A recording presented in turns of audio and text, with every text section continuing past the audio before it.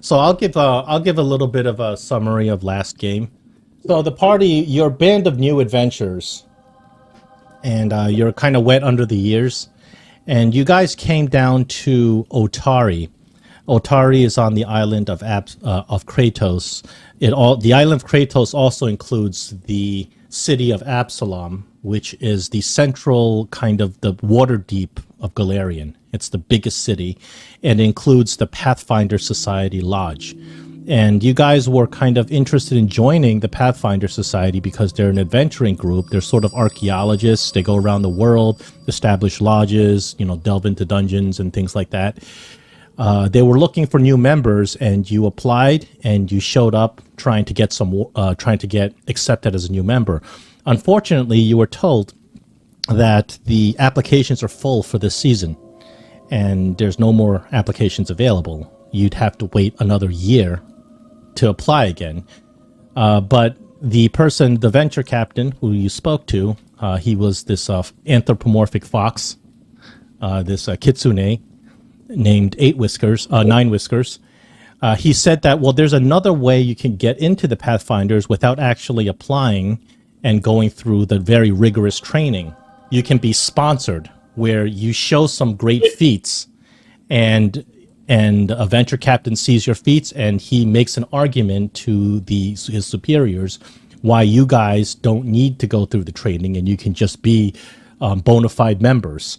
And he says, well, if you guys can go and find some tasks to do, help people around the town, at some point you're going to come upon an adventure where you can accomplish some great feats and prove yourselves. And at that point, maybe he can sponsor you into the Pathfinder Society as opposed to you having to apply again.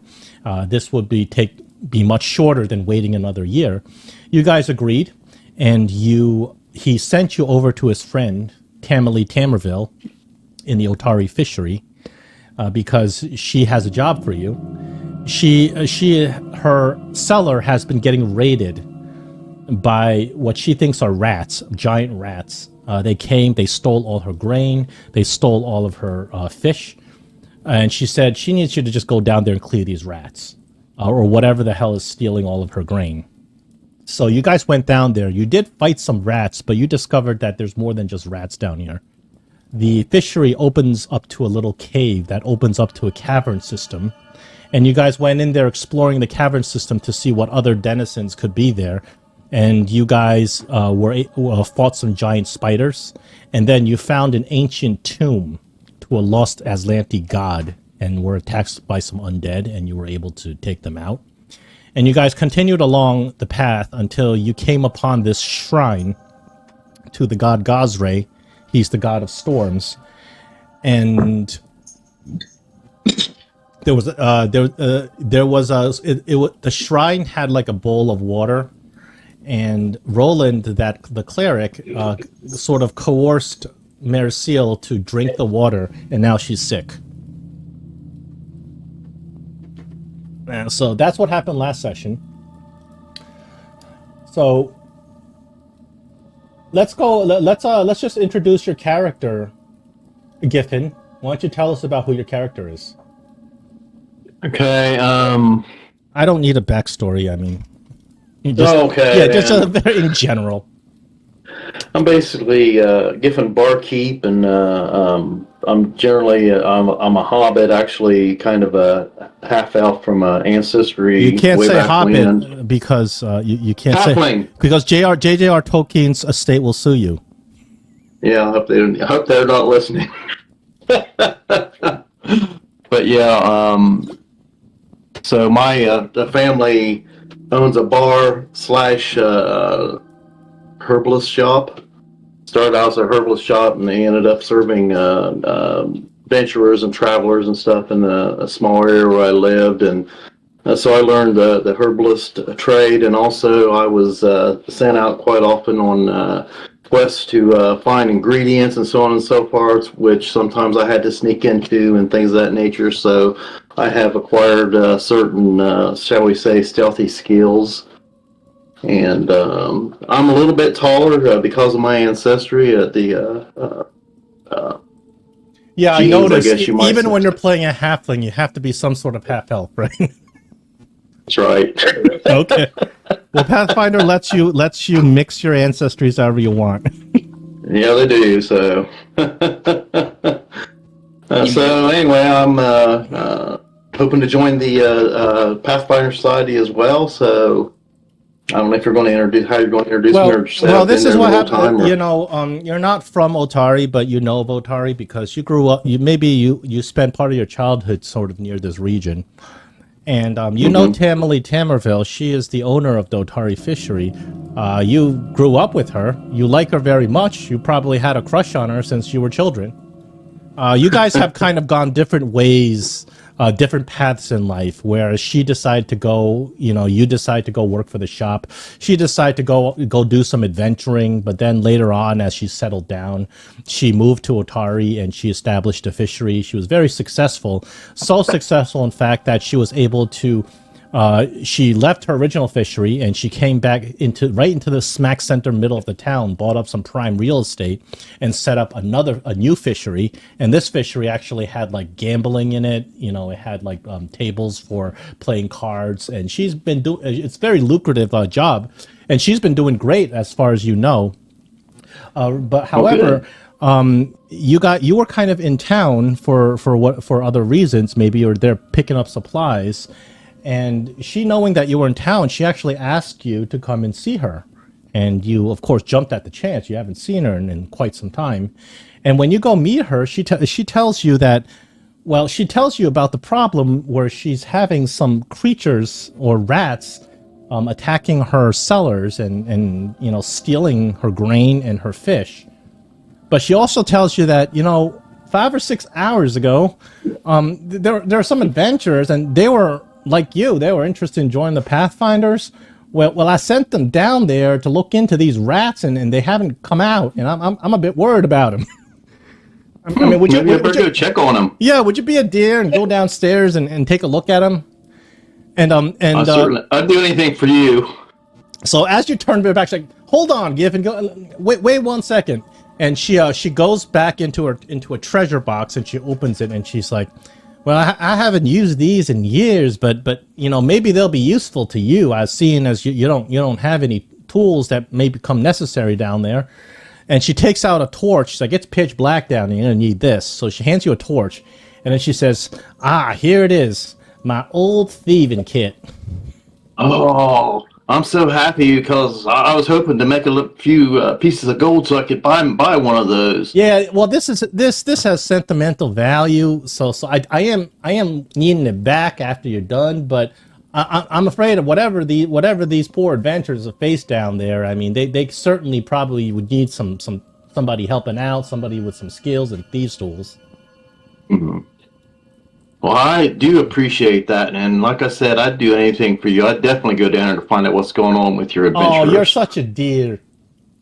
I try. So she gives the rogue who doesn't have any thieving tools her thieves toolkit, and she just she's very busy, kind of entertaining her guests right now, so she kind of just shuffles you along.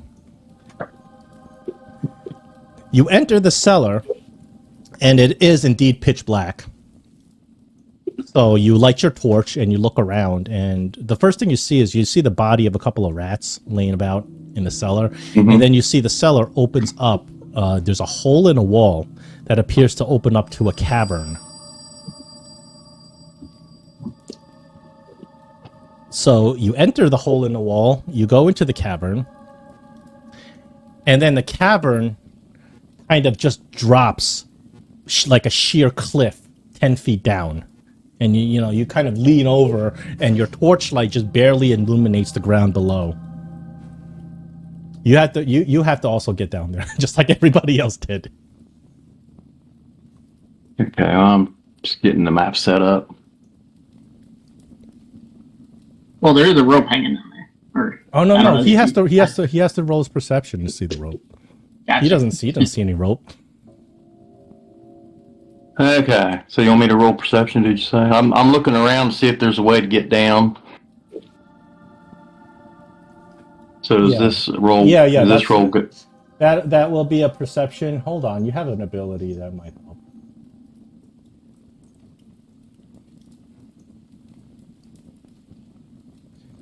It seems like keen eyes only applies to creatures for some reason. Yeah, when you're seeking, Only when you you're think a seeking. creature's All there right, and so you're you seeking you if don't they're you don't hidden have or. so you can't use keen eyes. You just got to roll a regular perception. Crap. See the rope. It's a- Once you guys use the rope, it just kind of flopped down to the ground, and it can, there's a lot of rocks and rubble and dust around it. But he doesn't necessarily notice it. Okay. He might have to take a thunk onto his head. That's a success. You notice the rope.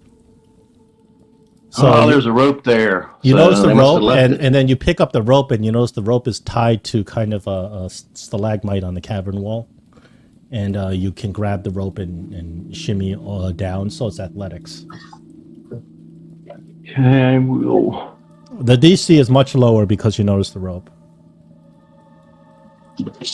Please don't. You'll. I heard you say in the video that you'll tell us if we need to put it in a tower. Yeah, I guess I don't. Most rolls don't have to be in a tower in Pathfinder. It's not. 5th edition has different kind of things going on with skill checks. That's why I make tower rolls. That's exactly that. You didn't even need 15 for that, so you make it down easy. That was actually acrobatics. Unfortunately, you needed athletics to do the rope, but if you take an 8 and add it to your athletics, you probably would make it anyway. So you make it down the rope, and you get into this big chamber with full of spider webs, and you find 2 dead spiders in a big cocoon in the corner. Look around, see if I see any indications that somebody might have been hurt, or if there's any blood, or if there's any more spiders. There's a big pool of blood on the ground. You're not sure if this is spiders or somebody else's. You see a lot of signs of struggle and battle, and you see some footprints leaving this room to the north. Okay, well, I don't see any immediate threat here, so I'm after seeing the blood, I'm a little worried, so I hurry on and try to follow the footprints. Following the footprints up to the north and to the west, you see that there was a big barricade. You're right here. You see that there was a big barricade. The barricade has been knocked down, and it opens up to what appears to be an ancient crypt. You see a lot of signs of battle. You see some blood splotches on the ground. You see a bunch of piles of desiccated bones, and you see a dead zombie on the ground. Well, so it looks like they may have had some trouble here. I kind of listen or see if I can still see any footprints that might indicate in what direction they may have went. The footprints lead to the south, as you can see where their tokens are.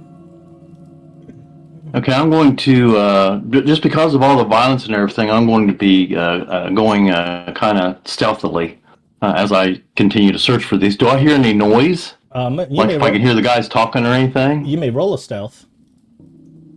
Okay. I'm going to put it against everybody's perception. So what he did is he's rolling a stealth, and the stealth is matched against all of you guys' perception DC. So everything all the skills that you have also have an associated DC. To calculate the DC, you just take whatever bonus your skill is and add 10. So if your perception, like for instance, I'll take a look. So for example, Beetle's perception is +7. So his perception DC is 17. Giffen beat his perception DC, so he succeeded in his stealth check. As a matter of fact, because you guys have, right now his level of stealth to you guys is unnoticed. You guys don't even know he's there right now. So Giffen, as you kind of start stealthily start sneaking down this corner, you hear somebody just retching.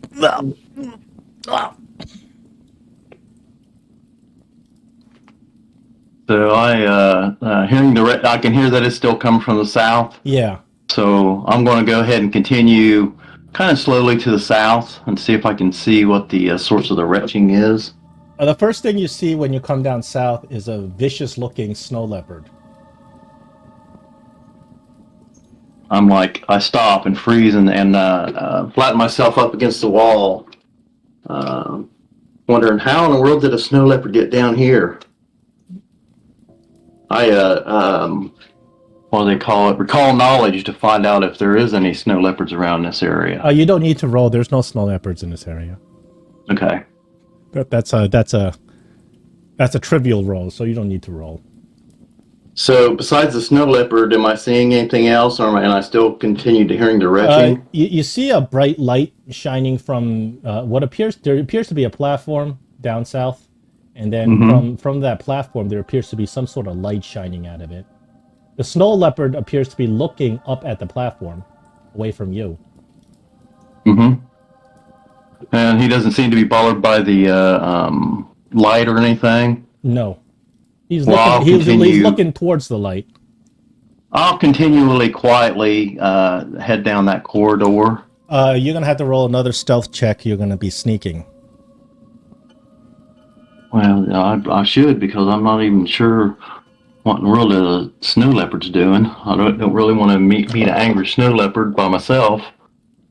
The stealth of 20 still beats everybody's perception DC. So you're pretty confident that you're sneaking pretty well, and you can move your character as you'd like. Oh, okay.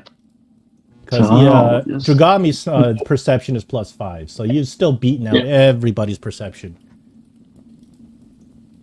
So as I get closer, do I see or hear anything else? So now you see these two figures on top of the ledge. They seem to be kind of preoccupied by something going on beyond these stone doors in a room. So and then you hear this retching and this. So I kind of step out so they can see me and kind of wave. I'm trying to quietly get their attention. Quietly get their attention? Well, I mean, just like, hey. I'm trying not to be loud where it's echoing through the tunnels or anything of that nature, but loud enough where they can hear me, but where maybe things that are farther away can. Now we're playing. That's the party right there. Oh, hey guys.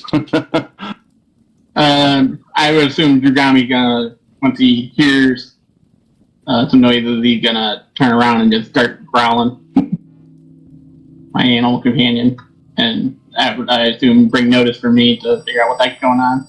I kind of got my hands held up with nothing in them for right now. I kind of lean my staff up against my shoulder and kind of to show that I'm not there to attack them or anything else like that, and kind of let the snow leopard know that I'm trying to be friendly at the very least.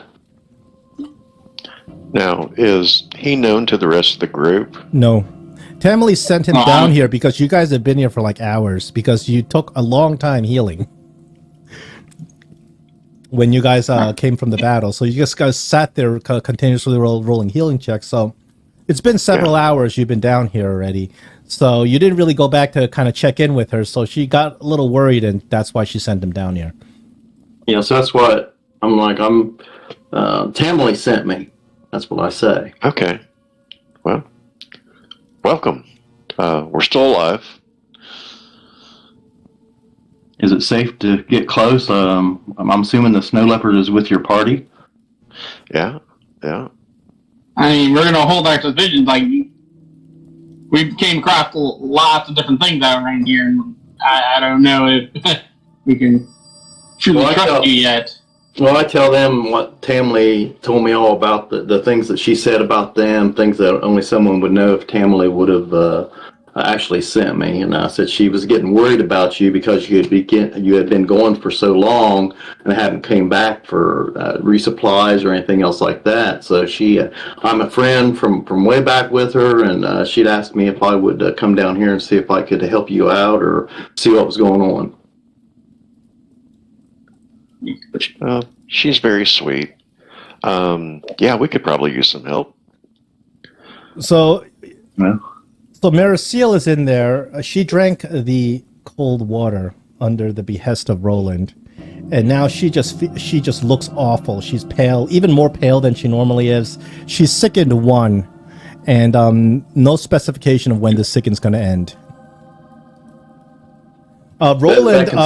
Roland, because the player's not here, Roland, the character, he feels really bad about about forcing her to drink this thing, so he decides he's going to pray to Saren Ray for a while. You guys go ahead. I was just going to say, sickened, is that like considered disease? It's not a disease. It is a condition. Is there a way to? I have. Normally, there is a way to get rid of it. It's what you do is you can re-roll the check to retch, and that brings your sicken value down. In this case, there's something magical and supernatural about this water that she drank, and she can't. She tries to throw up, and nothing's coming out. Do you have something that specifically can alter a sicken condition? It's not poison. It's not disease. Well, then no. But even I think the treat disease takes 8 hours anyway. But yeah, it's not. It's not considered a disease. No. Well, I can I look at her since I do have kind of some. Yeah, you can go. Well, yeah, you can go and check her out. You walk up to Menace. She's an elf, and it looks like she also is probably of the rogue persuasion. She's got her own thieves toolkit. She's got a rapier. She's just looking real pale. Then I will. You can medicine. I'll accept medicine or religion. Okay, recall knowledge for medicine, I guess, and see if I will accept. Seen this. I will also accept the religion, if you'd like. That's my religion. My medicine's better. So you check Marisil out. Her illness is not natural. It is some sort of magical influence, some sort of divine influence that is making her sick. Physically, she's completely fine. So I tell the guys that I've not really seen this, but I think there's something going on besides just physiological, that perhaps there's something magical or curse-like involved in this sickness. Well, of course, she drank the altar water. What do you expect going to happen? You tried to talk her out of it, but Ringo was more convincing than us. Beetle and Dragami, both of you may roll a perception check.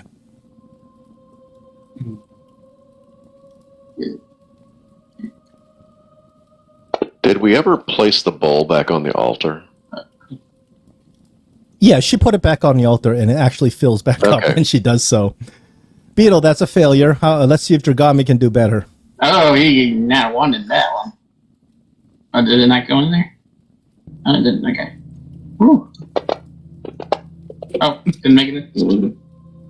Dragami, that's even worse. There's no special condition for a nat fail. So continuing on, I mean, Giffen, you're convinced that whatever Marisil's got, you have the feeling that it's not like permanent. It's just like a temporary kind of condition. You're not sure what's going to make the condition better or go away. But the traditional methods of making the sickened condition go away is not going to work.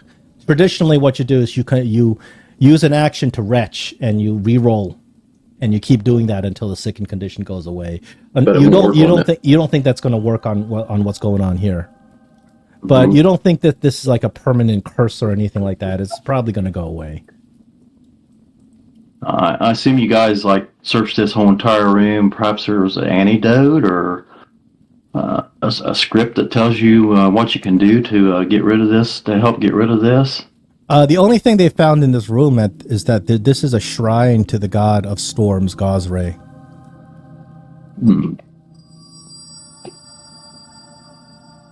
And is she just debilitated too?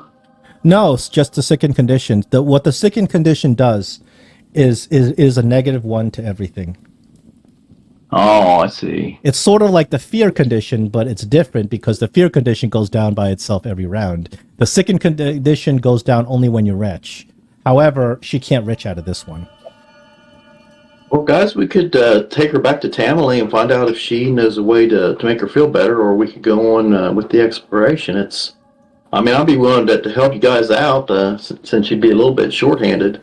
I mean, even though, she would be here, but we could go back to Tamale. That's one of the options. It kind of up to Maricela what she wants to do. If she wants to advance and figure out what's going on down here, or you want to go back.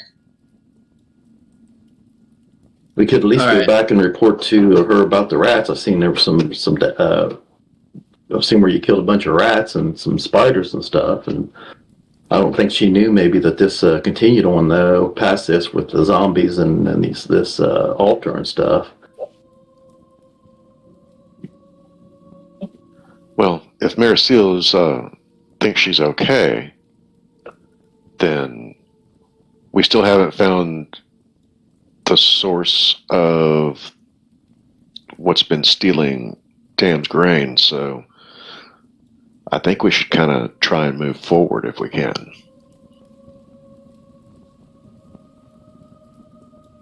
Yeah, I'm a newcomer. I'm fine with that. Whatever the rest of you guys want. She would be glad to see that you're okay, though. She's awful worried up there. She's pacing back and forth, and I sent them down there to their deaths and dooms, and she was pretty worried.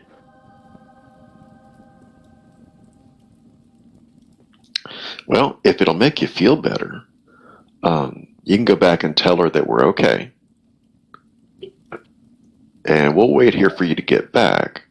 But Maricela seems pretty adamant about moving forward, so...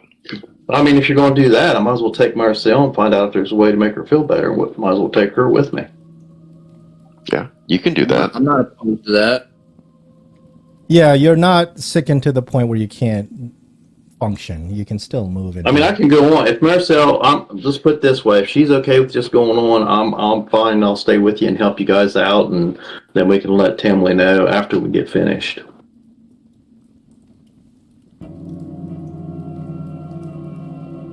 Your call, Maricela. All right. I'm just gonna say, like, all right. So my character is sickened, but is not like dysfunctional or anything like that due to being sickened. Well, -1 to all checks is it depends on how you consider dysfunctional. It is a handicap. Yeah. It's not like you can't move or something. All right, I'm fine with moving forward then. Okay. I'll follow you guys. So all of you, you guys now turn to the corridor to the south, which is where the path continues. But you spent a little bit of time kind of discussing what to do, and Beetle and Drugami both failed their perception checks to smell what was going on. So you guys kind of run in exactly as there are a couple of figures. As you guys may position yourselves in the next room, going into the chamber. I don't know how you guys set up. You got to be in a square though. Yeah. Yeah, you're kind of. You can be I usually here. lag behind. Yeah, you got to be in a square because the game does not know what happens when you're in between squares. Nor do I. Yeah. Where is So Marcel? you come into this room, which is a large room that looks like it was once a storeroom or something like that for another building, not the fishery. And at the far side of the room, you can make out what looks like it's a large steel cage. The surface is slightly rusted, but the steel is holding firm. And as you walk here, you guys are confronted with 4 lizard-like creatures.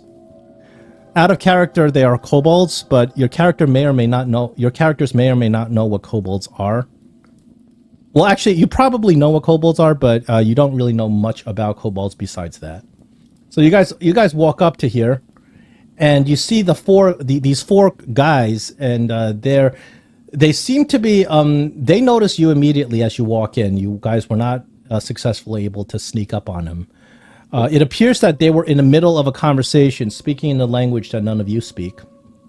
One of them, the small reptilian humanoid number 4, he had a lockpick.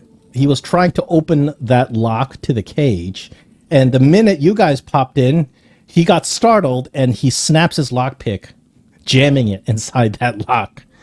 The other 3, they're all standing there. They have these pouches, and the pouches are full of grain and fish. They are well armed, carrying spears. They look at you, and they have this evil glint in their eyes. They hiss.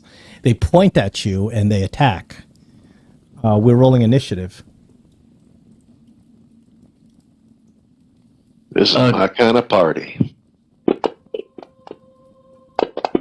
There's no parlay here. Okay, I got one of my abilities is a surprise attack, and it says if I roll my initiative, if I use stealth to roll initiative. You don't, unfortunately, in this instance, because of the miserable rolls that Beetle and Dragami got, you guys are more on the surprised end than they are. So you got the battle begins. Nobody has a first round reaction, and you cannot roll stealth for initiative in this case. Okay. So I need to roll perception. Oh, you can still stealth, but you're gonna have to take a stealth action. I mean, for initiative, I roll perception. Is that right? Yeah, perception's the initiative. It's situational whether or not you can roll stealth for initiative. If you guys are prepared for battle and you walk in well prepared, you of course may have your shield raised and be stealthy. But in this case, it's because of, just to remind you, it's because of Beetle and his animal companions' extremely terrible perception rolls. Okay. Everybody has the map open, right? Yeah. Yes. You're too distracted by the new guy showing up. Marisol retching. Valeros, you still win initiative, so you get to go first. These creatures are clearly hostile, ready to attack. All right. So...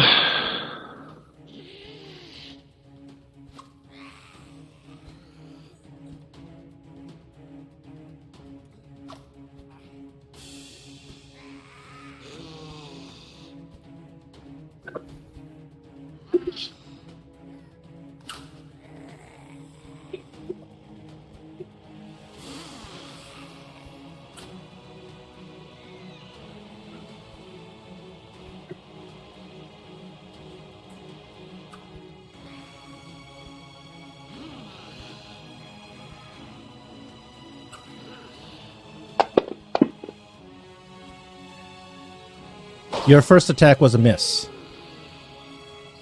Okay.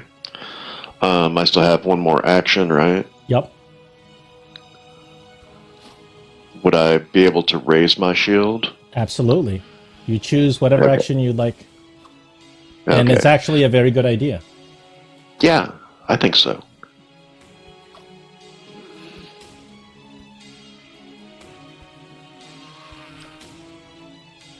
You can, if for simplicity, you can actually click that thing on your character sheet.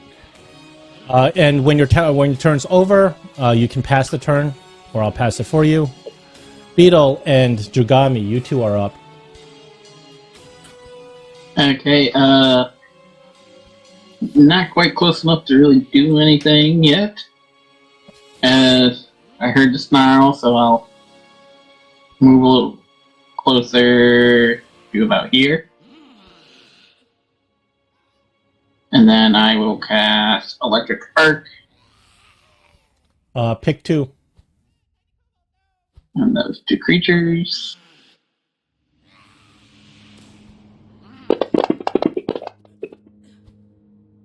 We have a success and a failure. You can roll the damage. It should parse it out properly.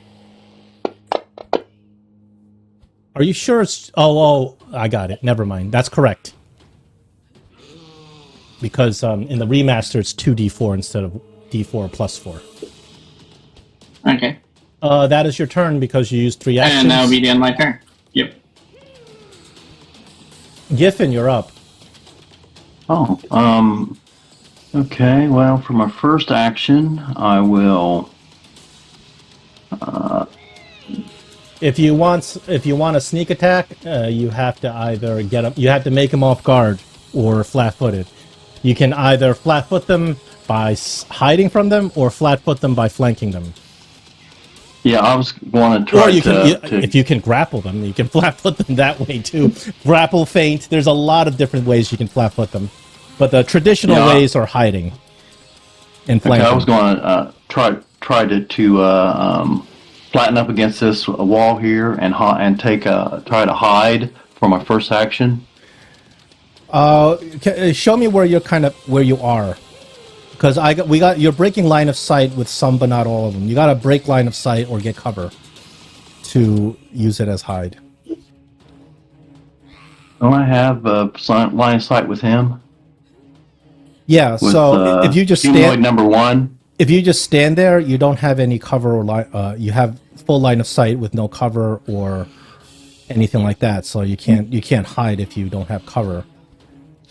Okay, so if I move up to behind this rock outcropping, could I then hide and then take my shot? Show me where you want to move. Right, this right here, right behind this rock outcropping. Let's see. There's this little, If you move, it's kind of hard because of the squares, but well, technically that doesn't break line of sight with anybody. Actually. Yeah, even if you measure here to here, you know what? Because of the map the way it is, I'll give you a +2 cover here, a light cover here. You can break line of sight here, so you can roll a stealth against these two. Okay. These two. I'll just roll it, or you can just roll it, and I'll tell you your result. Okay.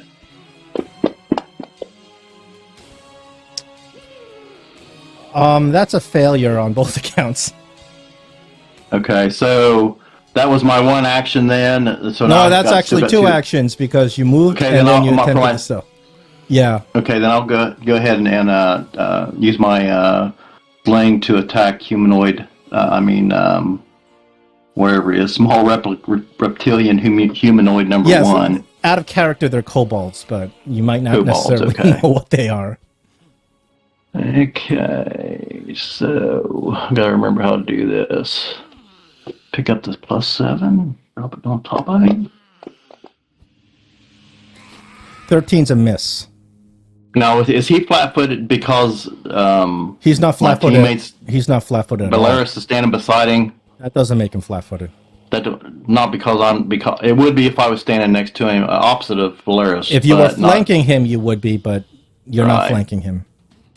Okay, so that was a miss, and that was my third action. Yep. So I guess I'm done. Do I have partial? You said I still have partial. Cover. Partial cover in this direction. No, not. Do you want me? Do I have to put it on or? No. That kind of minutia can get really fuzzy, so I'll put it on if it applies. Okay. Pathfinder necessitates more Fantasy Grounds work. It's not as much because you gotta, some things is just too situational to properly make a script for. That's your turn. Unfortunately, you guys are not having a very good start here. No, we're not. Reptilian humanoid, number 4. He's going to sneak into this rubble, and he's going to show you how stealth is done. He's going to roll a stealth against all of you because he breaks line of sight against all of you. 14. So who does he successfully stealth against? I don't think any of you. Does anybody have a perception less than 14? The less than +4? No. Nope.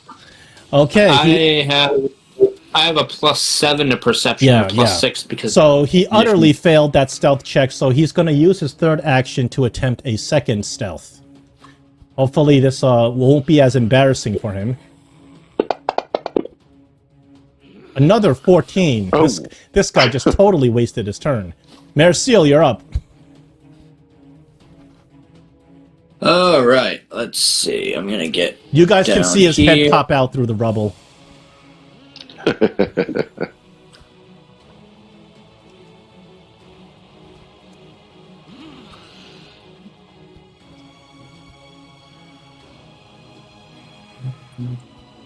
We can forego the athletics check to go down there.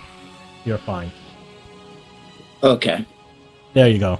and I can see the kobolds there, right? Yep. If your token can see it, you Alright. can see it. All right. Let's see if I picked up that bow from the last session. You did. Yeah. Now, I did. one thing is, Okay, for this round, it doesn't matter. It's fine. But in the future, you always have to have in mind what weapon you have equipped when combat starts. Because if you switch weapons, it's going to cost you actions. So we can say, yes, Okay. you have that bow equipped. All right. So I'm gonna target this guy. You know what? No, let's target this guy, and then I'm gonna shoot him. All right, let's see your bow shot. That's a regular hit. All right, and then the damage. That's All right. miserable amount of damage. Pathfinder, in Pathfinder, your ranged weapons do not add dex bonus. That's the price you pay Yeah. for fighting from safety.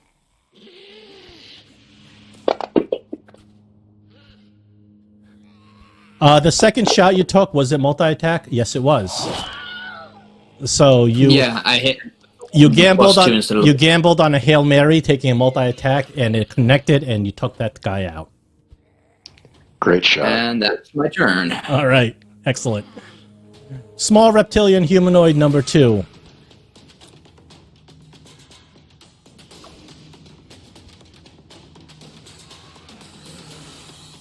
He is going to walk right past Valeros. Hint. Valeros, I'm hinting. He walks right through you to get Yes. behind you.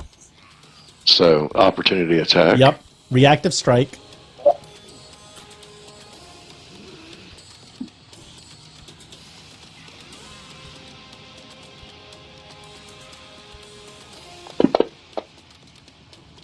That's a critical hit.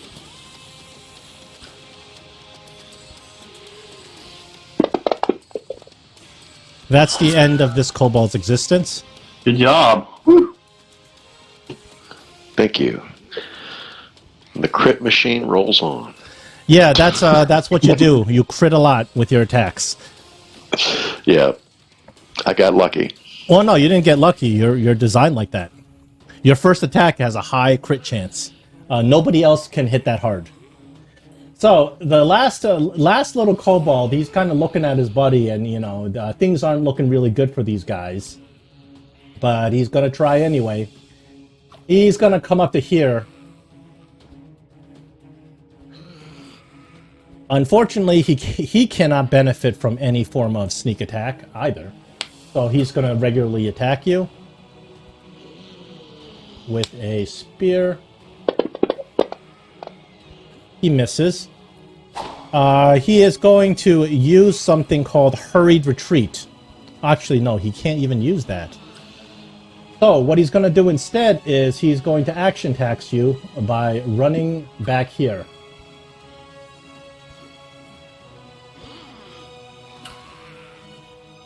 Okay. Valeros, you're up. Okay, very good.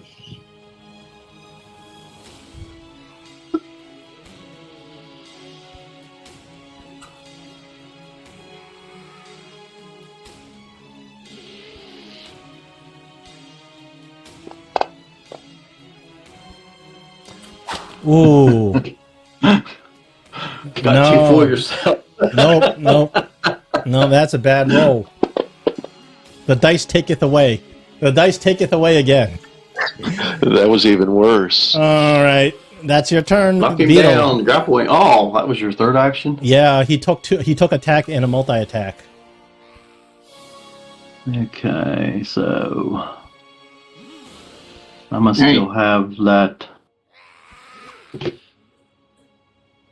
It's Beetle I and can't- Dragami. You're up. Beetle is gonna yell at Dragami, get over here and come scare these creatures. And so he'll move to here. And he will Did he get stuck somehow? demoralize the creatures. I think he got stuck there somehow. There you go. Oh. Okay, so you want Dragami to do a demoralize. You have to pick one specific creature to do so. Yeah, we'll do the one that's hiding in the rubble. Okay, Dragami may roll his intimidation against this guy's will. Go ahead and roll your intimidation.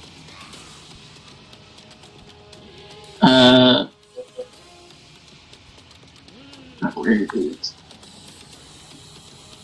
So the thing is, like, his stat sheet doesn't have intimidation on it. Oh, in that Done? case, yeah. In that case, what you do is a flat charisma check. If intimidation is Okay. not one of his base skills and he is untrained in it, he just uses his ability. He gets no bonus. So you're gonna have to roll real high.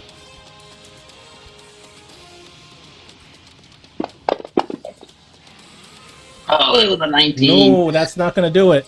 So you still have two actions. You can actually command animal again to give Dragami another two actions.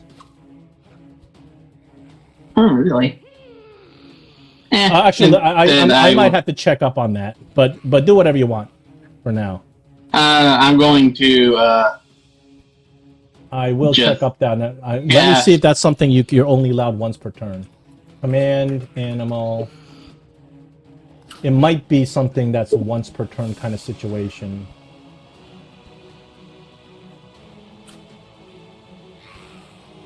So here's my question about electric arc. Do they have to be next to each other? Oh, you can command an animal twice, or even 3 times a Okay. turn. No, they don't have to be next to each other. You just kind of yell out, "Dragami, do this," and he'll do it. It gives him 2 No, actions. I'm talking about electric arc. Electric arc, they have to be within 15 feet. Did you? Yep, I believe that's the electric arc. Let me see the distance that they have to be within each other. I know there's a minimum distance. The range is 30 feet. I didn't know that.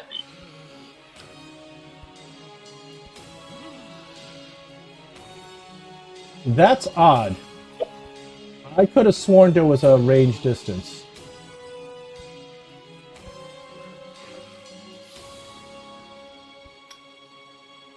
I might have to go to Reddit for that one. I feel like it would be a little broken unless I can get both of these when you guys are that far apart. But I will just attack just one of them, just to make it more realistic, I think. And we'll go back. Okay, so this is the rule. Both targets have to be within 30 feet. That's the ruling. So both targets have to be within 30 feet of you. Okay. The problem is that other target you can't see. True. Gotcha. All right. This one, Okay. he's a sad fool who tried to hide twice and failed. So you can see him Gotcha. right behind the rubble. Yep. And I will attack him. Well, and you could have stepped out into the room and got them both. He fails. I couldn't because the spell casting cost 2 actions, and one of my actions was commanding Dragami to move. So I couldn't move and cast a spell. That kills I killed him. him off, Andrew. Good job. And then that will be the end of my turn. Very good. We are up to Giffen now. All right, I am going to move right there on that blood spot. Oh, you can actually move that token. It's I have it on token lock, but I just have to approve your move just because of the way distance works in Pathfinder. Okay, 5, 10, 15, 25, correct? Mm-hmm. Because the distance is And- a little awkward in Pathfinder because of the alternating diagonal rule. Do I have a straight shot at the... That one's dead. Oh, it's already dead. Yeah, Oh, it's okay. dead. There's only one left. That's the one next to Right. Valero's. Okay, well then I will take my handy dandy halfling sling staff and point at the reptile that's beside Valero's and fling a shot at him. That That time 21 will hit. hit. Okay, Nice. and damage. There we go. That's enough to kill him. I'm gonna pick up my shots. Yeah, you guys. They haven't been counting off either, but You guys had a fairly easy time taking out these kobolds. As you guys run in and eliminate them quickly.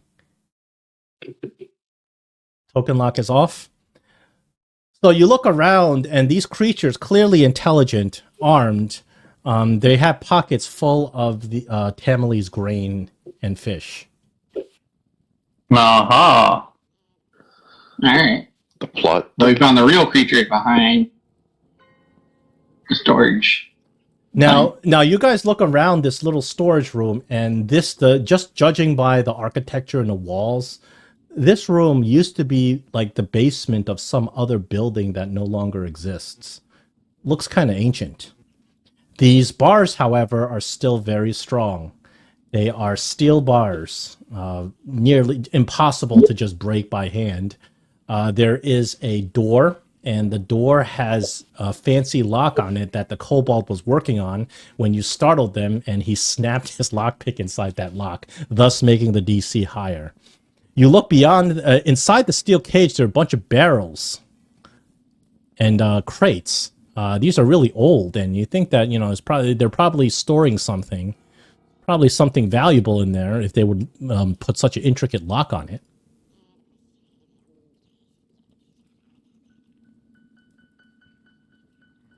Do we see anything else in the cage? Besides just a lot of dust from hundreds Anything of else? years of not being touched. How about on the kobolds or in that rubble? If I search around in there, do I find anything? The rubble is just collapsed like ceiling. There's nothing of Okay. value inside it. These kobolds, they are carrying very rudimentary looking spears, and they're very flimsy kind of hide armor. All right. I don't know, guys, but I could try to open up the this door for you or whatever it is. Gate. Yeah, So- wouldn't hurt to take a shot at it. Because that kobold was fiddling around with it and you startled him, that caused him to crit fail and jam a lockpick in there. So it's going to be harder than typical. Harder than normal to be able to, this right away. You're looking at this lock, and, when you have a lockpick jammed inside a lock, it's hard to work with. But you can try, certainly. Well, I might as well try. It's a thievery check. Mm-hmm. Marisol, you think you can give him a hand with it? She Yeah, I was absolutely gonna can, say, because you are both the exact same class and subclass.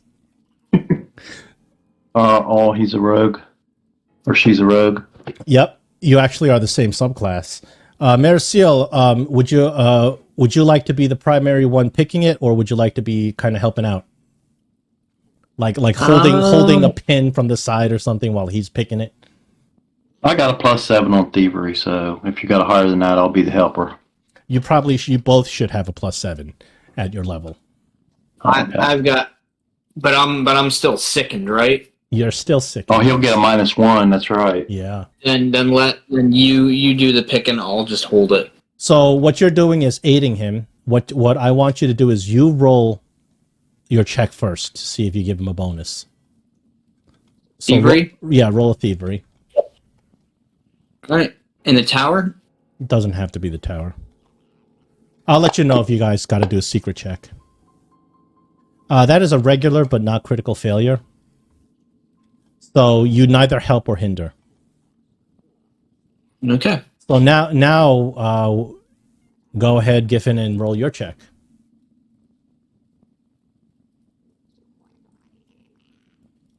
Mr. Box. Oh, there is a way. If you want to attack the door, you can try that too. Ooh, 19 is you cross the threshold to successfully remove the old broken pick and then pick it yourself. Door opens. Gentlemen, Good job. we may go in. I got a big smile on my face. So I'm out my interrupter, so I'll let them go in first, or I could, or don't matter. Maricel, you might be losing your roguish job here. You might have to change you out with this new guy. there's nothing wrong with duplication of roles in this adventure at all. As a matter of fact, it might even help for future challenges. Hint. So you guys come in and you realize that this is part of some ancient storehouse, untouched for centuries. First, you kind of look over at these barrels to the corner, and the barrels used to store food. At this point, they have been like calcified. They're so ancient. They're not of any use. But you look into some of these crates, and one of the crates, you find a gold ring and a whole bunch of silver, 200 silver, in fact. Nice. The other crate, you dig around in the crate, it's full of rusted weapons, like different scimitars and stuff. But in the bottom of the crate, you find that there is one beautiful, intact magical weapon.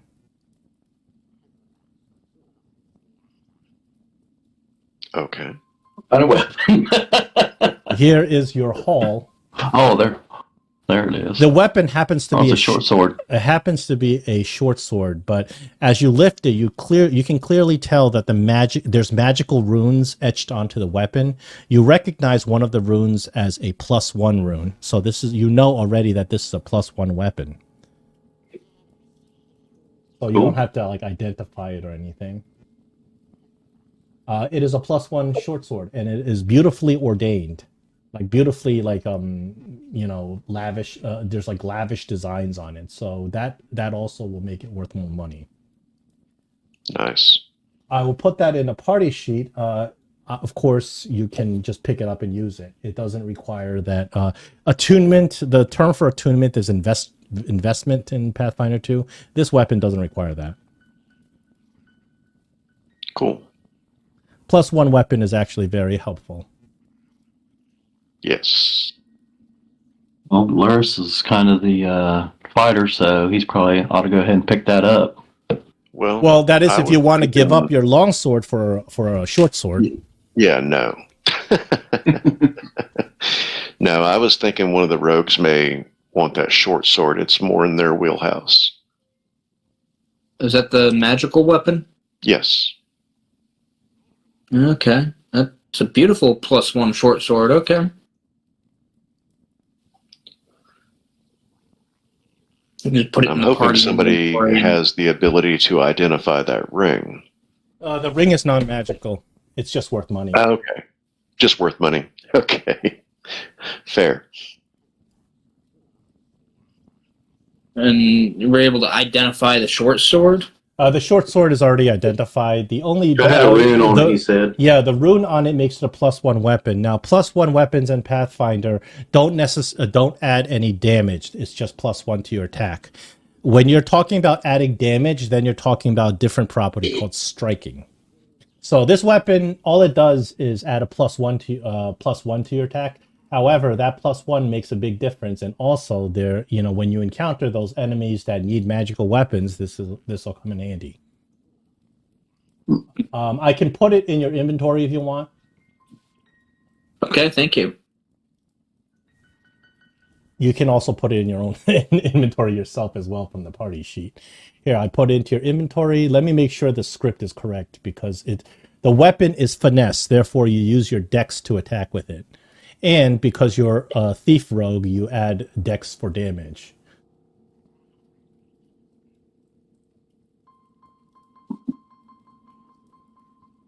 Your proficiency in martial weapons should be trained, and the damage should be dex. There you go. Now the weapon is properly scripted. So after you have this combat, Marasil, you're feeling much better as the effect of the shrine fades from you now. Oh, right. I'm no longer sickened. You're no longer sickened. Awesome. That sickened was just it was a timer. If you guys had decided to go upstairs and sit down, it would have gone away as well. But you're not supposed to know. It didn't adversely affect us too much, so... No, I didn't do too much. You guys did great in this combat. Didn't even take a scratch. So you guys are feeling pretty good about this. You're kind of getting to the bottom of who's been stealing Tamili's food. And these creatures, you just wiped the floor with them right now. So you're feeling pretty good about this. Yeah, can I pick up my ammo? Yeah, your ammo doesn't... Both degrade. of them are just... No, of course All not. right. There's no reason why they degrade. All right. Well, I didn't know, I could dig them out of their bodies, I guess, if they've embedded themselves. Is there anything in the rubble over here? The rubble is collapsed ceiling. There's nothing of value in there. Okay.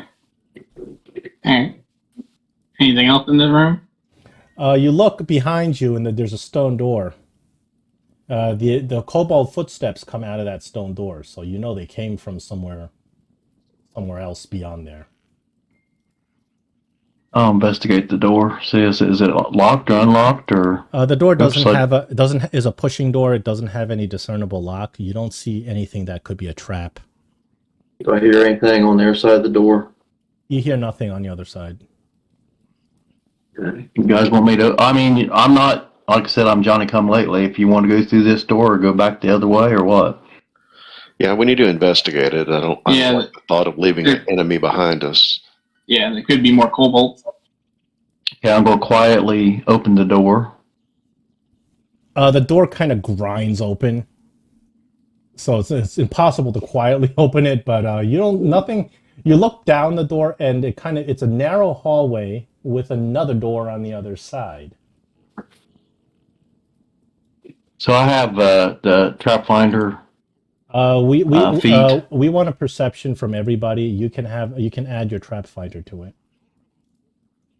Okay, I get a I plus think one Marasil circumstance also has perception checks. I think Marasil also has trap finder or something along those lines. Wait, do I have Trap Finder? Trap spotter. So do I do just add the Which is the same plus one exact thing. in the modifier box? No, because you don't need a plus one. You've at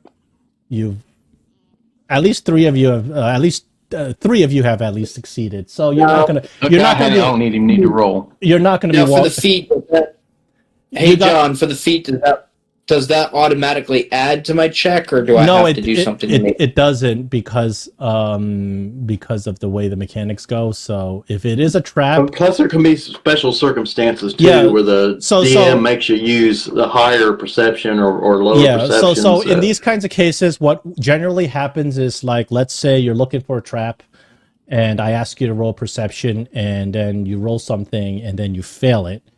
And then later on, I reveal that it's a trap, and then you're like, wait a second, I have a +1, can that apply? And then that will make it pass. It'll be something like that. Because it's hard to, unless I remember to tell you to add that +1, it's hard. But you can always ask, when I ask you to roll perception, you can always ask, can I use Trap Finder? And then that I'll answer. So we have a passive ability to find traps, even if I'm not specifically searching, unless it's, a specifically well hidden or whatever the DM decides. But yeah, anyway. yeah, that's a special mechanic. But we don't have to. There's no confusion there. You found that this is a very bad trap over here. So what this is the hallway is short, and there's smooth walls of worked stone on both sides. And then there's a stone door on the other end, equal to the stone door that you came out of. However, the last tile on that last area of the corridor, you think is a trap tile. You step on this, it's going to activate the trap. You mean the one right in front of me, or the one on the other end? It's on the other end. Well, I'll try to disarm it. Do I use thievery for that? Sure. There's different ways to disarm a floor trap. You can try to activate it and run, or you can try to jam it. I was gonna say we could throw a kobold on it. Yeah, like you can that's activated and run. Of course, it could cause the roof to cave in, and we wouldn't be able to get through if we did it that way. Yeah, you can't tell what kind of trap it is not with that roll. You really need a crit to. I haven't rolled yet. Oh, you haven't. Okay, you can roll. You're still not sure what kind of trap this is.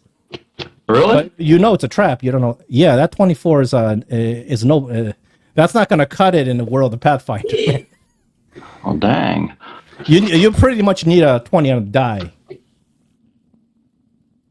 Well, okay, then... you know it's a trap because you recognize that this is a trap tile, but you can't tell exactly how the trap is going to go into effect when activated. So I can't disarm it? You can disarm saying? it, but you tell me how you want to disarm it. Do you want to throw a kobold on it, or do you want to try to jam it? And also, it's only 5 feet, so if you can find some way to get through it without activating it, you can do that too. The problem is there's a door on the other end that's closed. Does it push open like this one, or can I tell from here? It looks like it pushes open. It's the same door as you went through. Well, has anybody got something long they can push the door open, and then we can just jump across the trap? Might be able to grab one of these spears that one of the kobolds had. The spears, because of the kobold's height, the spears don't have any don't have any more than the regular range. Okay. You need something more kind of long range. Yeah, I didn't know I was going to be dungeon delving, so I didn't really bring a whole lot of extra stuff. That's why Tamily gave you her thieves kit. I mean, she figured, you'd run well, I into knew there something. was a thief. Actually, I knew there was a thief in the party already, so I thought, well.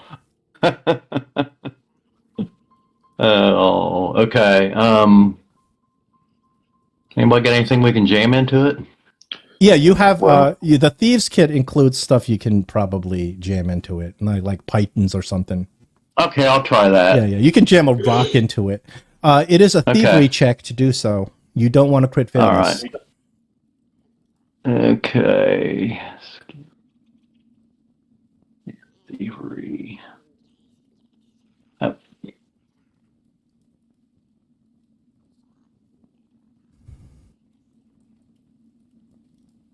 It didn't take it again. It doesn't like it. It didn't show up. My roll didn't show up. Why is that? There it is.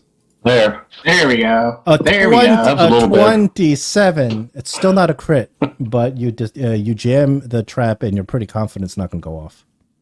All right, so I'll go ahead. You rolled a 20 and it's not a crit? No. Oh, I'm sorry. No, it's a nat 20. It is a crit. Unfortunately, you don't get any crit benefit from this thing. Oh, wow.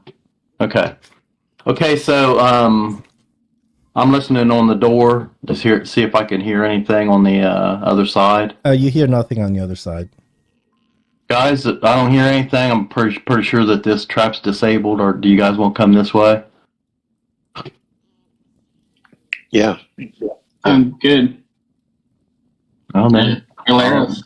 Lead the way. I'll open the door. You can open that door, right? Oh, whoops. There we go. The stone door opens into a fairly long chamber that's silently... it's a fairly long room, and there's 2 stone statues of priests that stand on the corners along the side of the room to the left. To the right, there appears to be some sort of altar. On the altar, you kind of look at it, and the altar appears to be some sort of person, like human-looking person. It's a statue, of course, not an actual person. And the person is holding out both hands, palms up. As you get closer to the altar, you look at the altar itself, and there are a bunch of gold coins on the altar. When you approach the altar, when you get within the 5-10 feet, a voice booms out, and you can't even tell from which direction. It's like it booms into your head, and the voice says, "In my hands, I judge the value of all wealth, raising up whichever is greater. One of these coins," and his hands kind of motion down to the coins on the altar. "One of these coins is false. It is a deception. Find the coin that is false, using only my judgments. Do so and receive my blessing."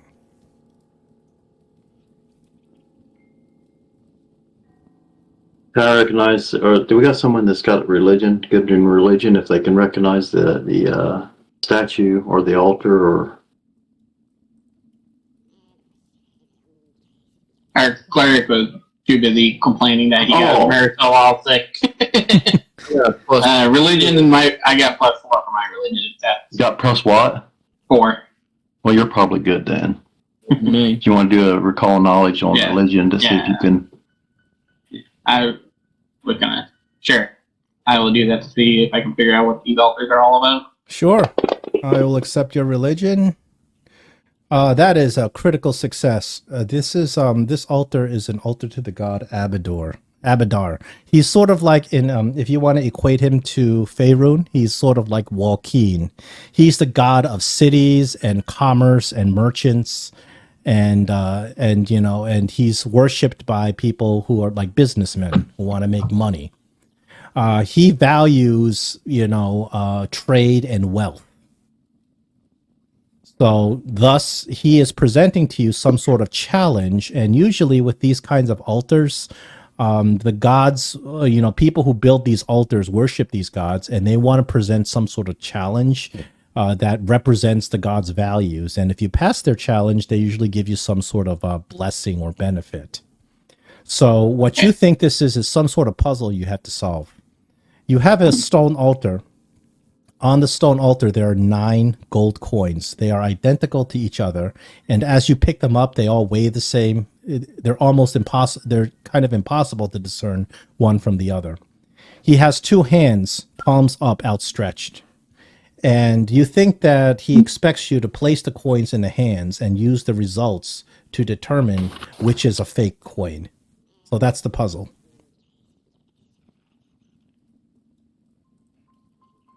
There's 9 coins? 9 coins, and they're identical. One of them is a fake. But there's no way just by looking at them or touching them or anything that you can tell the difference.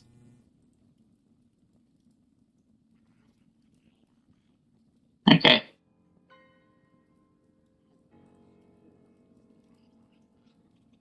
How smart is Beetle? I mean, do we want to role play it that way or actually figuring this out? He's as smart as you as a player. I think this is a puzzle presented to players. No specific hints for high intelligence characters. Gotcha. All right. So there's 9 coins. I would assume there probably is. If we put a 3 in one hand and 3 in another.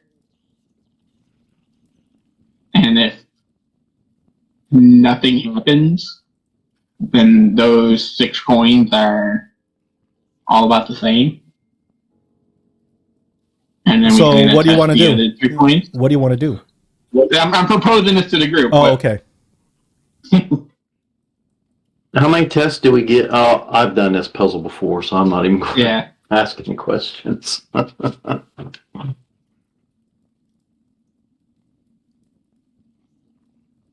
Yeah, we didn't see how many tests we get, right? We don't know, right? So. It's probably one shot to get it right.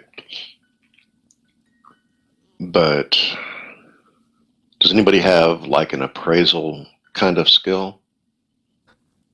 You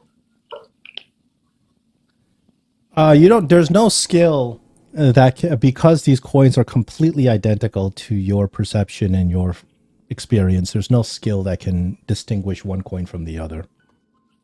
Okay, You got to solve it on his terms. I see. So we're supposed to place a coin in one hand and a coin in the other, from the sounds of it? You can put any number of coins in either hand. And what Okay. he'll do is he's going to raise the hand that has the higher value. The false coin has no value, obviously. So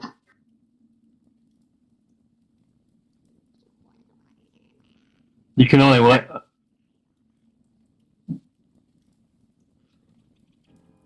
I'm gonna say there's no. I don't think they said anything about a limit of how many times you can drive. Right? What?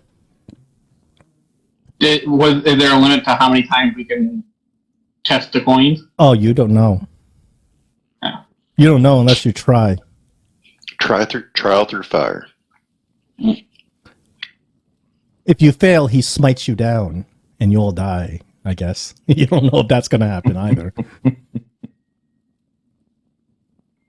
But you have to try and commit to some actions before you find out. Right. So if we get 3 tries, I'd say we try putting 3 coins in one hand, 3 coins in another. If they are the same value, we'll keep his hands the same. That means, Well, that would mean all of them were real. yeah. So that means the bad one is in the set of the 3. Right. Okay. Then we test 2 individual coins, and we will find out that one will have more value or not, or it'll be the same. And if it's only one, it's the one that we didn't test, and then we'll know the other one that has lower values. So, I'll do it. all right. Give it a We'll shot. take All right, so you 3 take coins, 3 three coins, and coins. do that. 3 coins and 3 coins. Let me... He raises the pile of coins in his right hand. Okay. That means the pile of coins in the right hand is more valuable. Okay. So we take the 3 coins in the left hand. or One of, if the yeah, other so hand now was now wrong. you know one of them is fake, but which one? So then we take 2 of those coins from that set of 3 and put them in each hand. Wait, so Wait, there's one those hand. 3. You'd have to put 2 in one and one in the other because there's only 3. Oh, okay. You guys are so close. You guys are so close. No. Okay, so You guys are so close. He's We right know on that- yeah. So we have the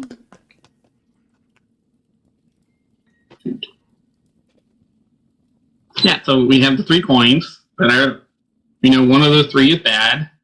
So we take only 2 of those, put one in one hand, one in the other. And if they stay the same, those are good coins, and then that one left over is the bad coin. Or whichever one that determines will be the bad coin. So that's what I suggest we do, is just take Run with it. 2 of those, take 2 of those coins and put it in. Okay, you take 2 of the 3 coins that you have. You put one coin in each hand. The left hand raises. The left hand raises, so the right hand is back. Yes, as you take the bad coin, and you lift it up and you say, "This is the bad coin," the booming voice once again resounds in your mind. Impressive. Solved on the first try. Your acumen is unparalleled. Receive my blessing. And as he says this, a door you can see far to the north, you hear it automatically slide open. Cool. Door to the north.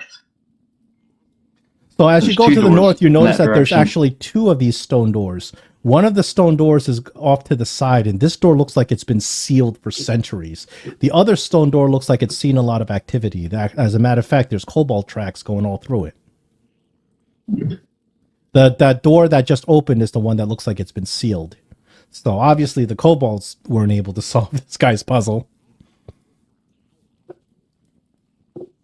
Beetle will definitely go check out this what we So, got in this room. You walk into the room and Here we go. it's a small chamber that contains what appears to be an old wooden chest. The chest is emblazoned with the symbol of a key. And you kind of look around the room, and behind the chest is a massive contraption. And there's gears and pulleys and levers and stuff like that. There's one big lever that's just sitting there in the on position. You look at the gears and the pulleys, and they seem to disappear into the walls, like they activate something inside the walls. You're not really sure what it is. And also, as you get there, you can hear a little bit of some whispers. You think they're the same creatures that you guys just fought earlier. The whispers are coming out of a crack in a wall to the north. And you can just barely look through that crack in the wall. You see where I am about? Yeah, look through Yeah, that. yeah, See what you see. just about where you are.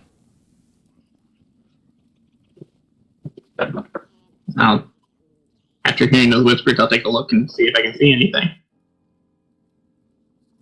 So you look through there. Give me a second. I'm putting tokens on the board so you can see them. Maybe if you can see them, you can see them.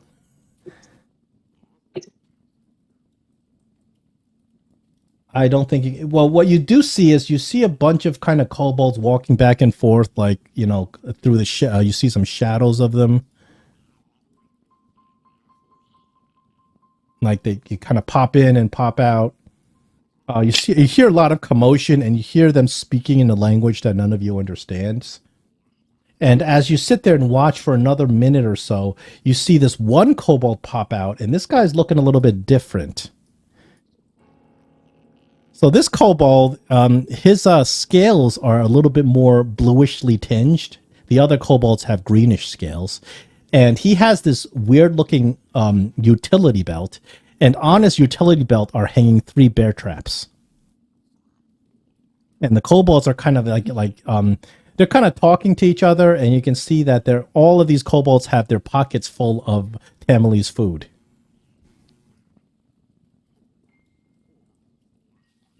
Okay. You guys want to go deal with that first, or? Do you want to open a treasure box? I know. Beetle wants to open the treasure box. Because he's all proud of that. He solved that puzzle. You should be. The treasure box is full of coins. Most of them are copper coins, but you also find what appears to be a magical scroll and an emerald worth some money. There you go. Here's your parcel. I will put that into the party sheet.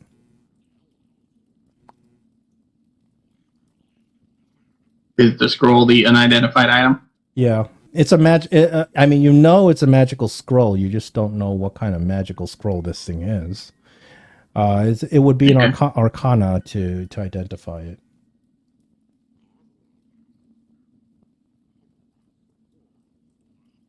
Okay. I got +1 in Arcana, so I don't think I'm one to identify it. I am 0, so.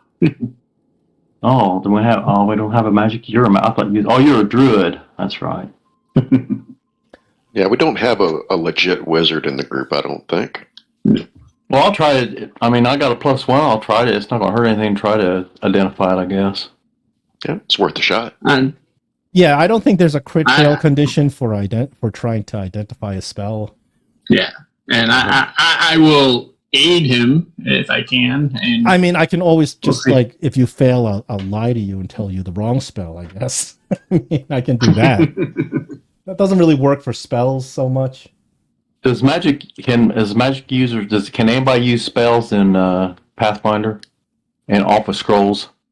The rules for using scrolls are similar to 5e, where you have to have access to that spell through your spell casting. However, there's a feat that lets you use spells of other disciplines. I don't think any of you have that feat. It's called Trick Magic Item. It's very good for rogues, actually. Yeah. That's for a help. That's for a help. 16's not a failure. It's actually success. It's just the DC I set was wrong. It is a success. You'd identify this spell as Magic Missile, aka Force Barrage. But I don't think any of you can really use it. No, I sell it or tell it. It is worth money, of course. It's a level 1 spell scroll worth money. So now, now now that you open the treasure box, you took all the treasure, Abadar's blessing, you're feeling good about it, but you look at this lever and you're kind of like, what does this thing do?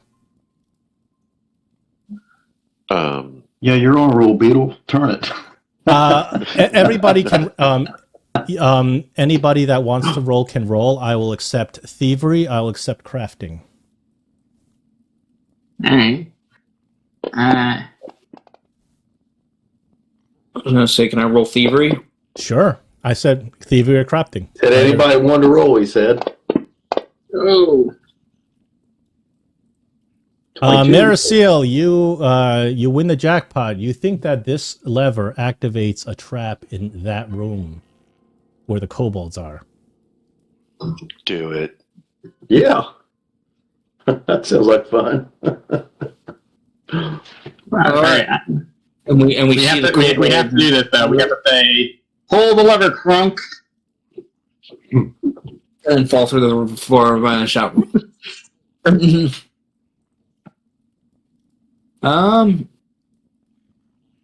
Well, we don't know what kind of traps it is, but we could. There's one way to find out. You didn't roll high enough to tell exactly what kind of trap, but you think it activates trap mechanism. In the other room, that's a good thing because our enemies are in the other room. Maybe they'll get trapped by it. Yeah.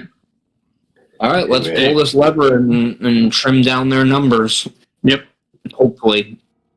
I'll keep an eye through this crack to see what happens.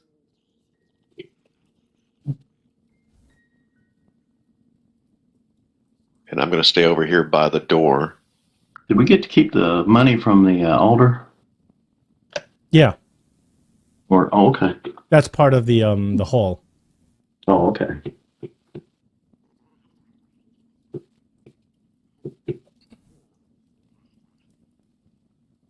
Hold on a second. I need to get that damn trap token.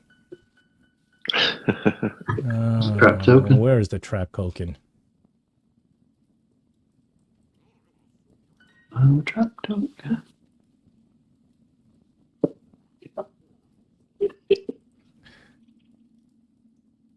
So once you pull the lever, you hear something in that other room click, and then you hear those creatures in that other room startle, and they're yelling and screaming.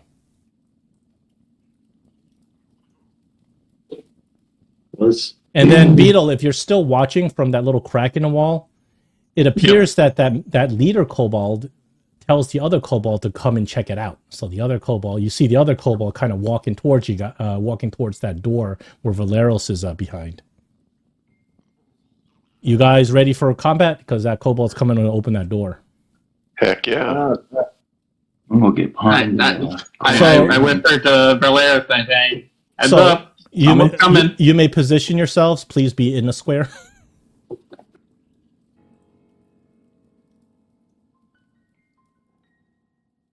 Okay, I'm ready.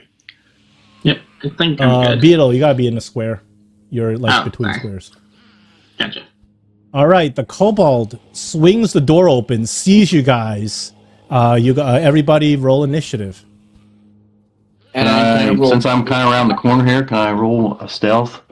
Of course initiative? You can. Yeah, in this one, you guys are prepared. All right.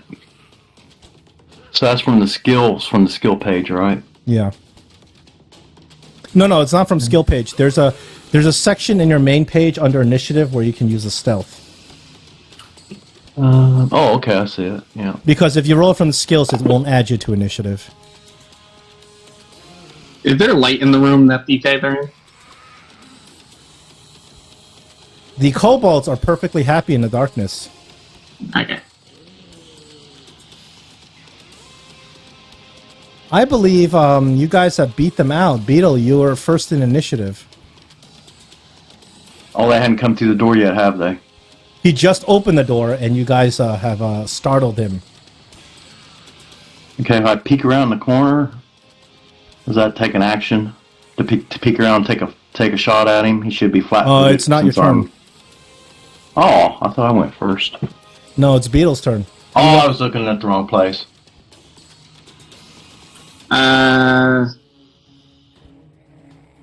Beetle will, I guess,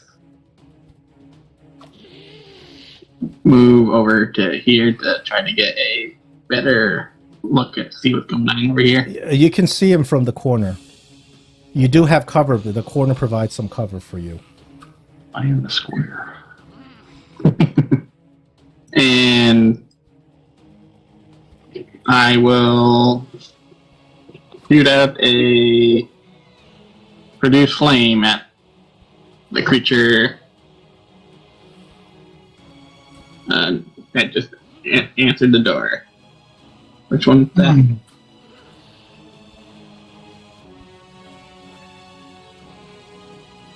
Why is...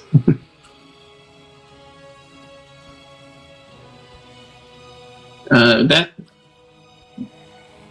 Is it humanoid 1, 2, or nothing? It's humanoid 1. Okay. I'll do that and do a produce flame on his top of his head.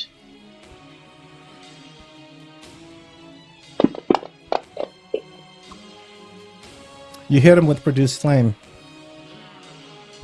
Nice. Yeah, you said one factor a little bit.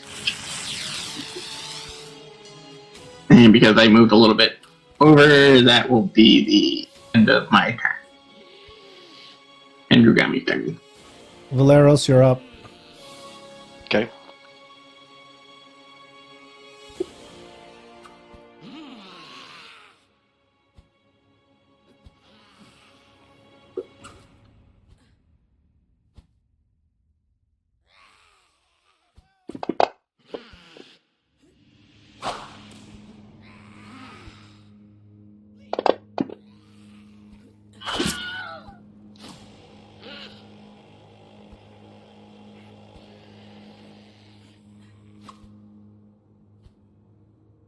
Are you saying anything, Valeris? Because I didn't hear you say anything. Yep. No. Well, Yeah. you killed him. There you go. Yeah. And I step out into the room. And I think that constitutes all of my AP by doing that. Yep. If Yeah, you take you moved another twice, step, then you moved, you attacked, and then you moved again. yeah. Right. Mercil, you're up. Alright, let's see.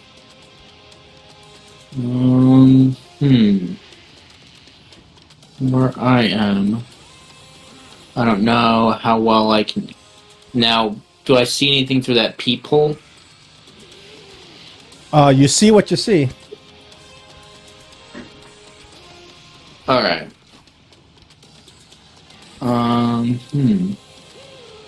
We didn't hear any traps go off when we pulled the lever? You heard some clicking over there.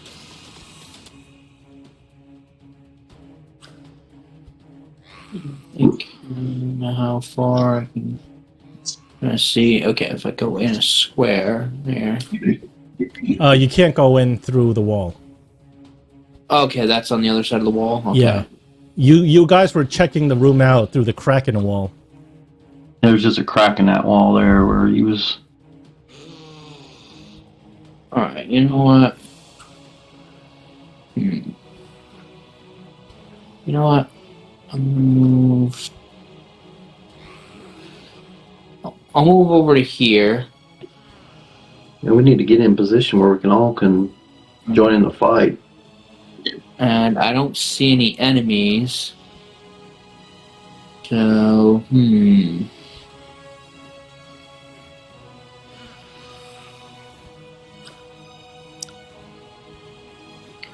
You guys should be able to get around me without much problem. Yeah, I think I'll do that. It's only enemies we have to worry about going through. And the pillar. Now, how much move did I do with the overall then? Between You can't go. I don't think you. Or it counts as difficult terrain if you go through one of your. No, not your allies. Only party. if you're tumbling through enemies. I thought that. Oh, I thought if you went through your allies, it counted So, as difficult Menace, terrain. that's 2 movements to get you over here. 2 act. You still don't see All anything. right, and I don't see any enemies. All right, so I am going to. You know they're there. You can hear them. You just don't have any line of sight. You know what I want to do? I'm going to walk over to this corner here. And I don't know if I can stealth or hide in that corner or not, but... You can hide or walk. Can't do both with one action. If you want to hide, you can certainly roll a stealth right now. Alright, I will hide behind this pillar. Okay. Roll me a stealth. Stealth, alright. Hey, y'all. Hey. Hey there. Your stealth of 13 is, unfortunately, won't beat either of their perception checks. Alright, so they spot me. They know you're there. If They they're don't. trying- Yeah, they don't have any line of sight either. But you can still have cover if you're behind that pillar, but you're not. You're just not hidden. No, they can't target you if they have no line of sight. Right. They got to move up and get in position if they want to fight you. That's it for your turn? Yes. Okay, so we got small reptilian humanoid number 2. You hear some shuffling, and this reptilian humanoid moves into the area that activates the trap. You guys can't see what's going on, but Valeros, you see that there are spears in the wall here? Uh-oh. And these spears shoot out as whatever was over there activated the trap. Let's see if that's going to just end their existences. I got spear trap over here.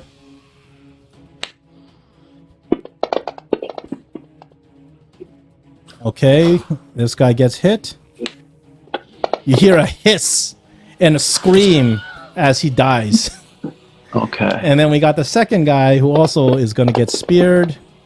Oh, man. Oh, Nice. man, that's bad. Okay, can he survive this? He survives it. Mm. So that one is dead. Giffen, you're up. Okay. I cannot. Let's see. Let me move. You have surprise on anybody whose initiative you beat. If I can see somebody. You can't. You're too far away. Not yet. Whoops. That's fifth. Ugh. What is this? There we go. Actually, I have a few more. Can I get to here on the same action? If not, I'll just stop behind him. Let's see. 1, 5, 10, 15, 20. No, you don't have enough speed to go all the way there. You can get here. Okay, I'll go to there. Because that's 2 diagonals. Well, I still don't see anybody. Nope. He's all the way on the other side of the room, blocked by these pillars. Right, well, I will go ahead and take another action, move into the room, and just stand beside Valeros. Kind of crouching down behind him for a little bit of cover, but still don't see anybody.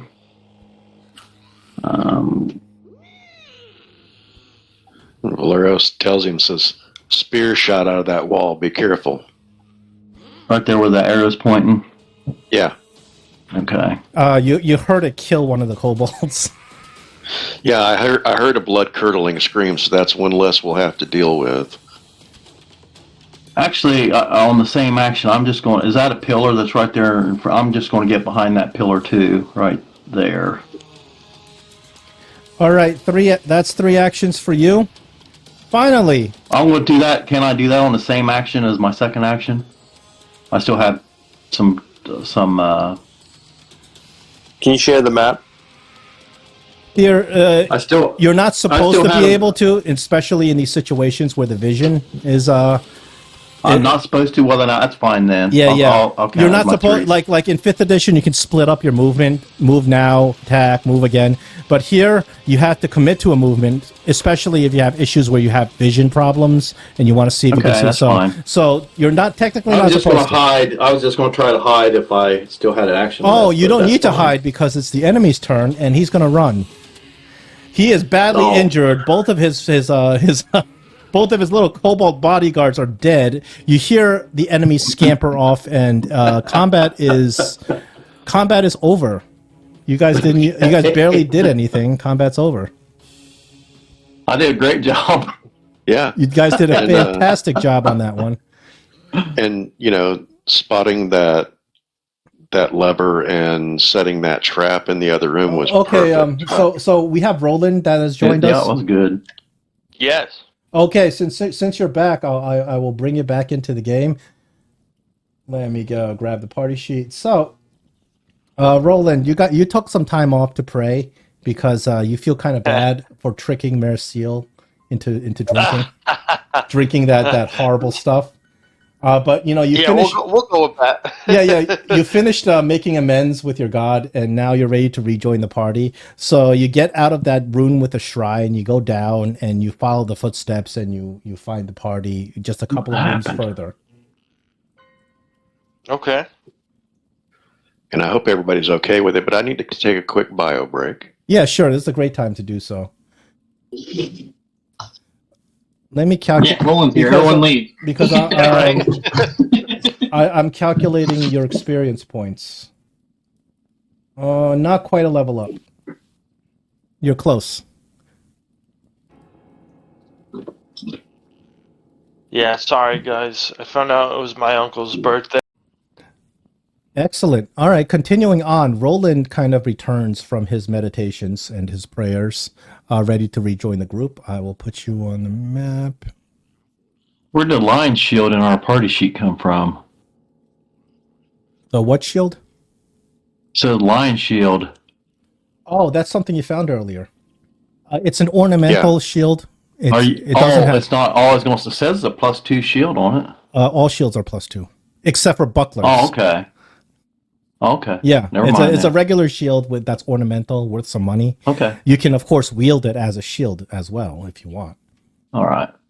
I just thought it was something maybe So better you than guys- Valeris had. You guys rush into the room just as the kobold boss, the guy with all the little bear traps on his belt, he runs the hell out of there because you guys have just absolutely decimated those 2 other kobolds. Before he even engages you, you see him run to the east where there's a spiral staircase going down. So you look around the rest of this chamber. It's a massive chamber that looks like it used to be some sort of audience hall. This is also ancient architecture. This is probably some sort of temple that is sunk into the ground over hundreds of years. Hasn't been explored except by these kobolds. On the far side, there's a broad set of stairs that leads up to where a throne probably used to be. So you can see that there's like on the ground there's like a empty area where there's a shape of a throne and it looks like the throne was removed. And then there's pillars supporting these high ceiling that's blocking your vision. The trap seems to have been activated. It was a ground trap, like a plate trap, that you guys activated in the south when you pulled that lever. So when one of the kobolds stepped on it, the spear shot out. So now That was kind of the MVP. now that the trap has been activated, it's kind of inert.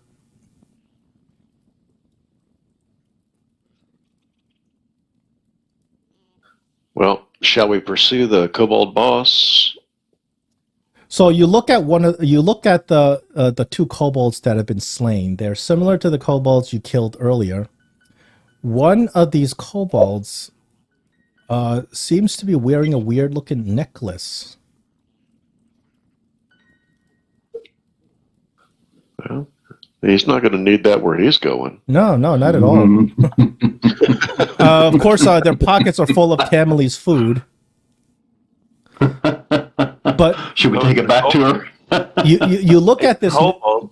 Yeah, you look at this necklace that the kobold is wearing, and the necklace is kind of weird because it looks like a very thin kind of thin brittle kind of sheet that's curved, and it's chipped to be shaped like a diamond.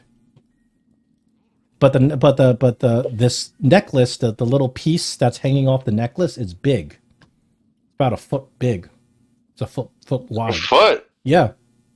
It's all. Interesting. Like the kobold. It kind of covers up half the kobold. So let's go ahead and collect that. He's not going to need it. Does anybody recognize it? Would somebody like to roll some nature? Ooh, Good. Hello, Druid. I have Yeah, a the- +7 in nature. That For sounds some pretty reason. natural. Yeah. Matter of fact, I might like to aid him a little bit. I got a +5, so what I need to do that. Okay, you can We're roll. both looking at it, Same DC. The aid rolls first. and just a regular D20. You hinder. Well, no. you That wasn't any good. You give him a -1. If you're trained in nature, Oh, it's on your skills tab. Yeah.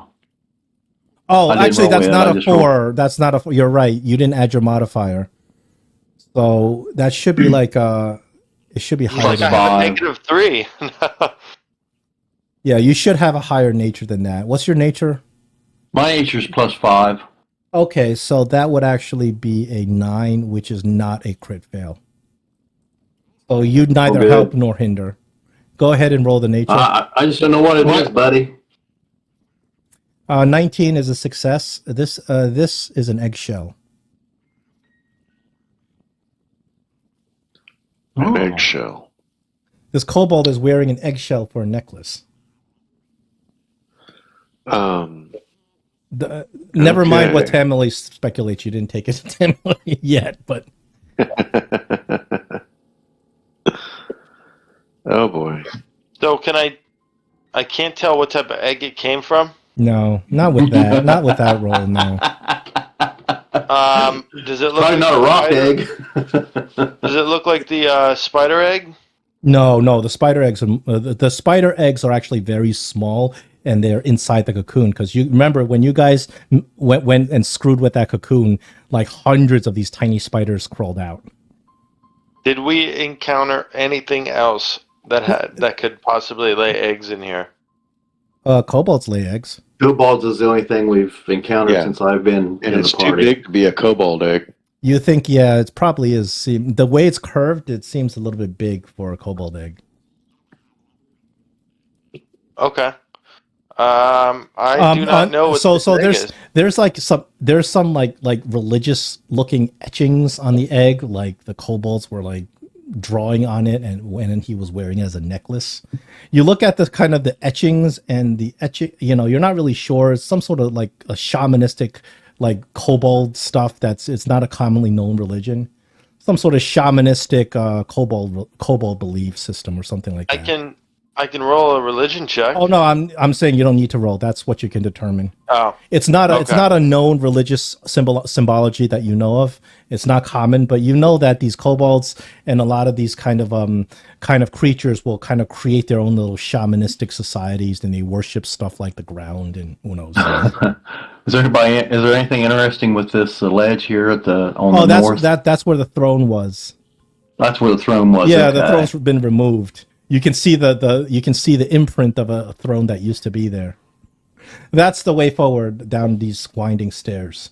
That's exactly where that kobold boss escaped to.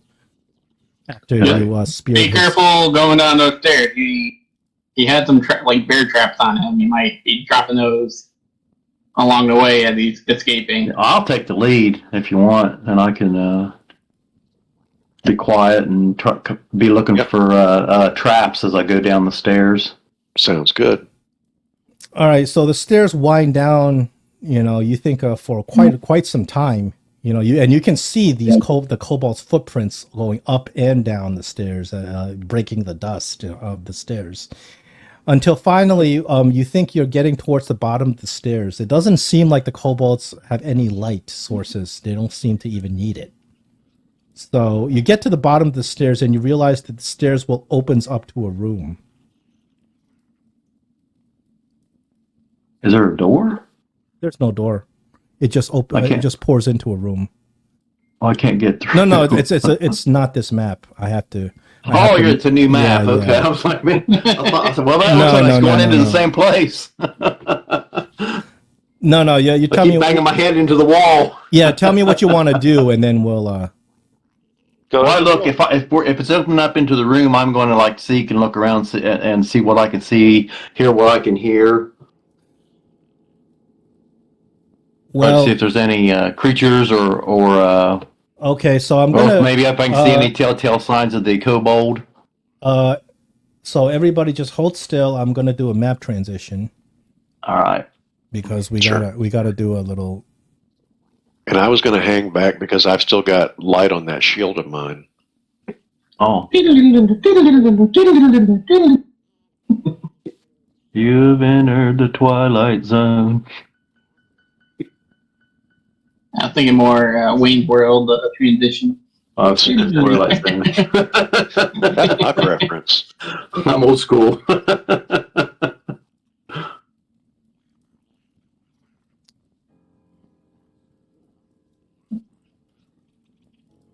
Old school or old fool or something. I can't remember. Hey, new map. Sweet. Okay. All right, give me 1 second. So, Giffen, so you're going down and you're taking the lead and you're exploring. Yeah. Okay, so you have what is your little special ability in terms of avoiding traps? I have a if I'm seeking for traps, I get a +1 circumstance bonus to find them, but like for normal traps and stuff like that, I have just an innate ability to be able to find them too. Yeah, tell me about this innate ability. Because you're about to step in a bear trap. So tell me how this innate ability is going to come into play. Okay. I've got it up now. It says, even if you aren't searching, you get a check to find traps that normally require you to be searching. All right, It then you may take a check to find this trap that normally would require searching before you step in it. So I should get a +1 circumstance bonus too. Because I said I was going to be searching for traps. Did you? You can take it. I said I was going to be going down the stairs that I was going downstairs. I'll be looking for traps and. Sure, you can take that +1 circumstance bonus. So I just put +1 down there at the bottom in that little box. Yeah. And then it's a thievery. Searching for a trap is perception. Oh, perception. Okay. Yeah, you're an expert in perception too. Well, I'm not an expert in thievery, so this is even better.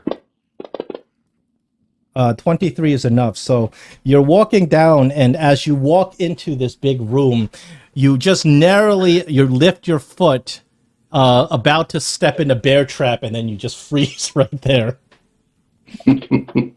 Whoa! And I kind of hold my hands up to hold on, guys, hold on. And whoever said that guy might be dropping bear traps, I think it was a Belarus, maybe. You were right. I see one here. Yeah, that wasn't me, but that was a valid point. Beetle or whoever said it. Somebody said it. Rhodos gets all the credit for crying out. So there's a trap. Oh, it's right there where I'm standing. Yeah, but you don't step in it because you see it beforehand. Okay, well, I'll step off to the side and step over top of the bear trap. I should be able to do that. Okay, and we're in initiative. You got to be Very in. good. So choose either up here or up here, down here. You got to be in the square. That would be where I would be if I was stepping around it, so...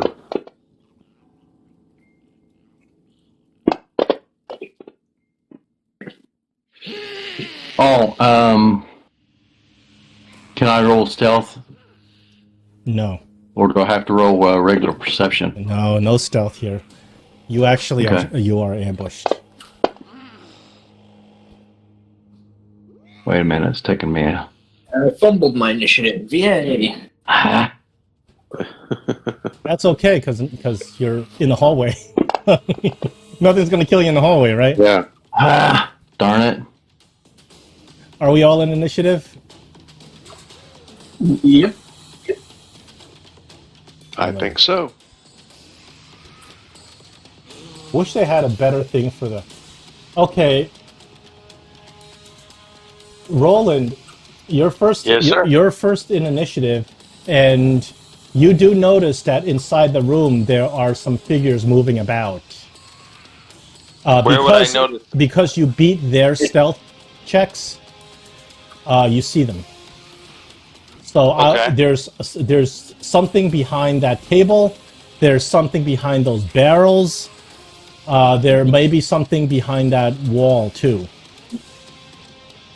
They are not hold on, stealth hold to on. you. This is the what? The wall? That's the table. That's the table. This is the barrels. Yeah. And is that the wall? No, the other wall. Okay. So there's Let me several see. of these critters hiding down here. They were not able to hide from you because your perception initiative beat their stealth initiative. So you can't go that way. You have to go around because you know how the stairs kind of wind down. Oh. Oh. You got to go 5. this way and then this way.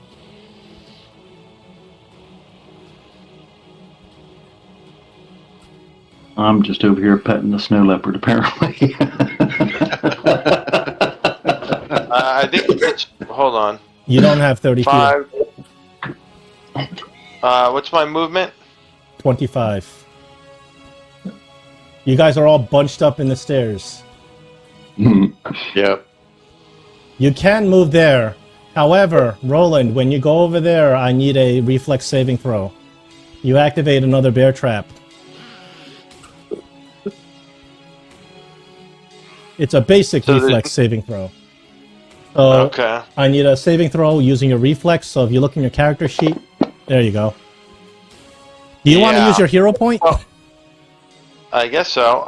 There's nothing I could have done to not step on that. You could have searched there, or somebody else could have I found didn't- the trap. Okay.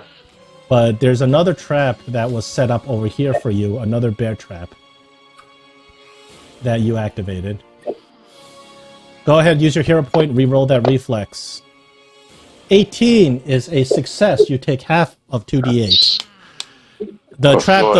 does not restrain you because you're able to kind of jump out of it. So it's 5 points of damage as the trap snaps and cuts a gash into your leg.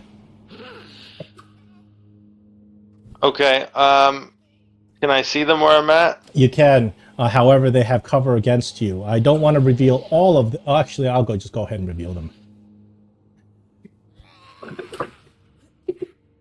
You see two... From where you're standing, that table is covering one, but you see two more around the barrels. You see that boss guy that you guys had killed earlier, almost killed earlier. He has no traps on his belt. Before he had 3. Let me ask you something, John. Yeah. Because this is what I was trying to do. Is there still a trap here? Right here. Yeah. Can we just? Because if I would have saw the two from where I was at, I would have went.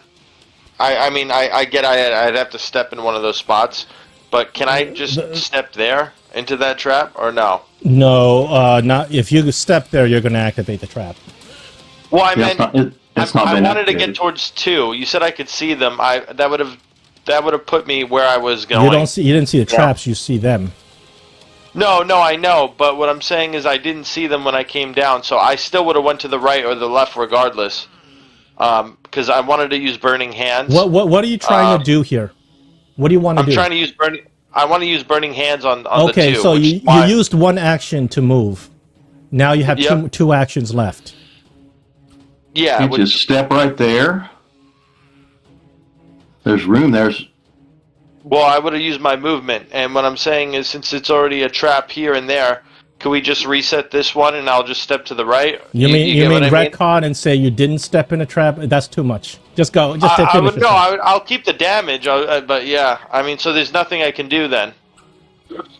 That's not true. You can't cast Burning Hand. You can't move up and cast Burning Hands. You can still cast Burning Hands. You can still move. You can put up your shield. You can demoralize. No, I'm saying I don't have. I can't move. I use my movement.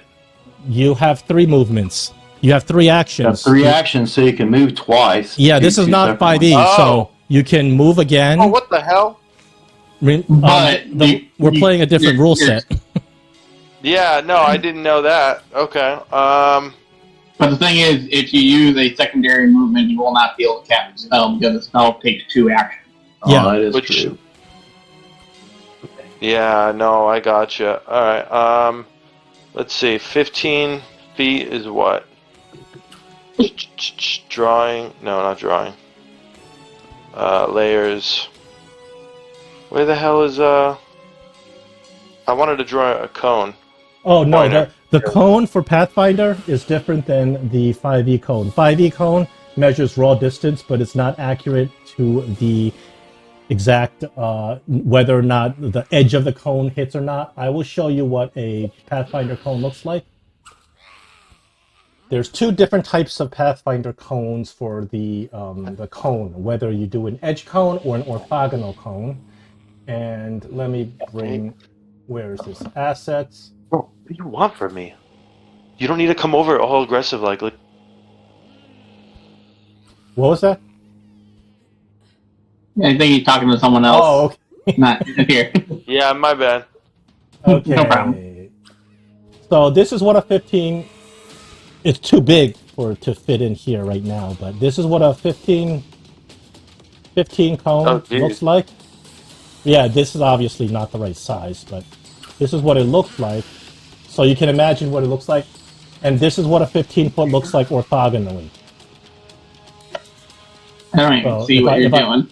If I try to... It's kind of... You can do it like this. Oh, wait a second. That's not right, but it's not going to reach them, you see? Okay. Or you can try to use this cone, but I'm not sure this cone can reach them either. This cone can reach this guy over here. Alright, I'll do that then. You're going to cast Burning Hands on the guy behind the table? Yeah. Okay, go ahead. He is small reptilian humanoid number 2. You don't have line of sight to him, but the table is low enough where you can Burning Hands. Do you want me to target? You do have to target him. So target small reptilian humanoid number 2. They all say small rep in the combat tracker. There's small rep number 2. You don't see? Yeah, you should be able to hover over them, and it'll tell you. No, I got that. There, you see that? Target, yeah. And there you go. There we go. There we go. And he fails. 8 points of burning fire damage. You hear him scream as you smell sizzling reptilian flesh. Yeah. That's your turn. All Those right. Sounds are like chicken. that's 3 actions. It's Beetle's turn. Beetle, you also see these guys because they did not beat you in their stealth.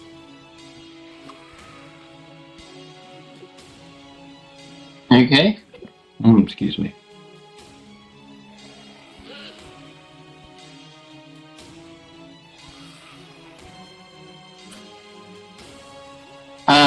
I am going to leap over this crap. If you take, that's a leap action. You can easily do that. And then I will do a electric arch on the 2 creatures right next to me. Nice. Get him, Ringo.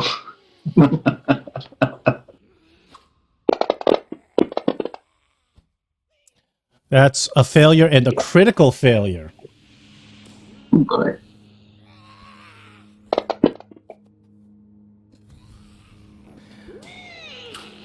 One takes 5, one takes double damage. Nice. Well done. Did he go in? I don't know. But that should be the end of my turn and your count. Okay, small reptilian kobold humanoid number 1 comes out of the corner over here. He's going to get over here and attack Roland. So he takes out a short sword. Attacks you, Roland. Or let me try that again. Attacks you, Roland. There we go. He misses his attack. After that, he's going to action tax you by going backwards and staying here. So, there's no attack of opportunity? Not for you. For Valeros, there is.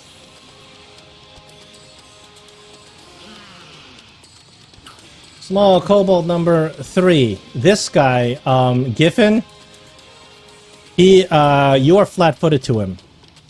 He pops out of his cover and fires a crossbow, catching you off guard.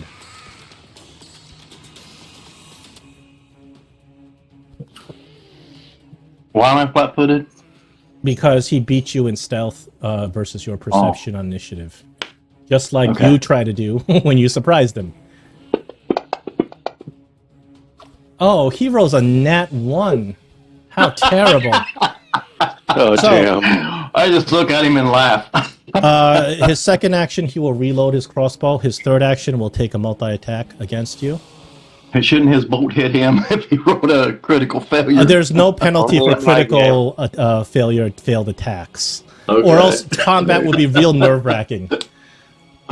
He's hoping to That's maybe good. get you with his multi-attack. Nope. That's it for Ow. him. And target me, small reptilian humanoid number 2. He is going to sneak in here, do the same thing. He strikes with a short sword. Or, let me try that again.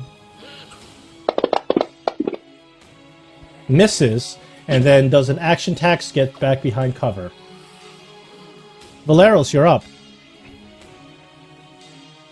Alrighty. Let me just tell you that they're kobolds instead of small reptilian humanoids. There's no reason to hide their identity from you.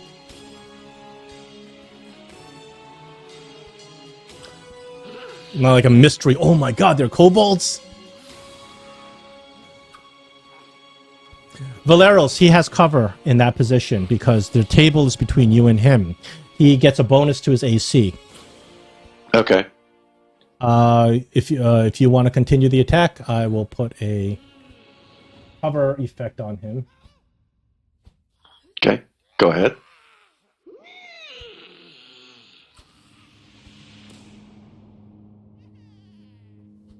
Oh, man. The cover effect, I don't know where it is. Hold on. Well, a 26 would hit regardless. Okay. And it would not be. Isn't it under modifiers on the side? Yeah, but I couldn't find it because there's too many. Oh, Yeah. It's a little wand looking thing. Yeah, that's fine.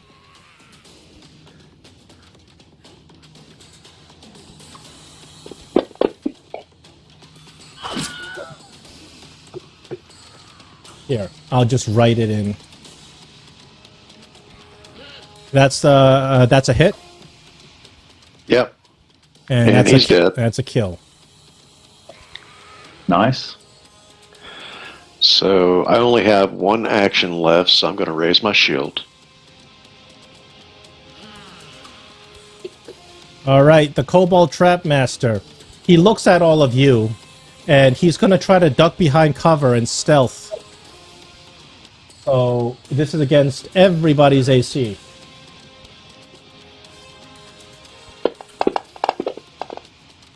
$17. Valeros, what's your perception? My perception, I believe, is a 15. Okay, so he successfully stealths against you. After successfully stealthing, he's going to try to sneak up on you. He has to roll a second stealth. He successfully sneaks up on you. Now you are flat-footed to him.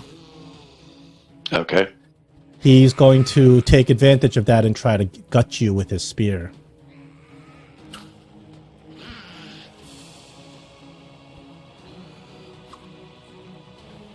Oh, sorry, he's going to use a short sword. Okie doke.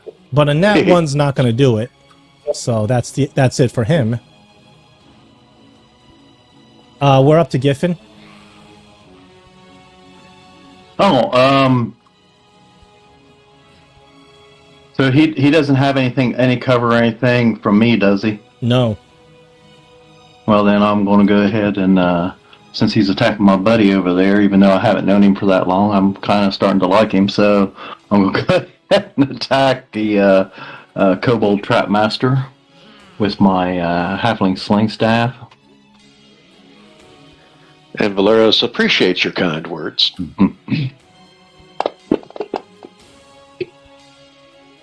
That's a miss. That's a miss. I'll go ahead and take a chance and attack him a second time. You know how to do that, right? With multi-attack stuff? Yeah. Okay. Yeah. That's definitely a miss. Damn. Aren't you glad you don't have a crit fail where you hit yourself in the head with a sling or something? No joke. I am actually going to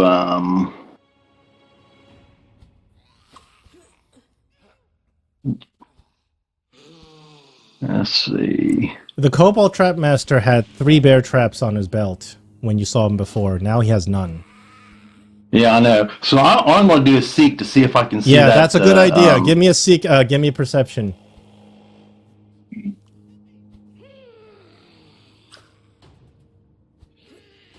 Hey, my perception. Oh, that's performance. I don't have anything on. Oh, that's because I got a 0. Never You're mind. an expert in perception. What are you talking about? Yeah. That is a success. You find the last trap right in front of him.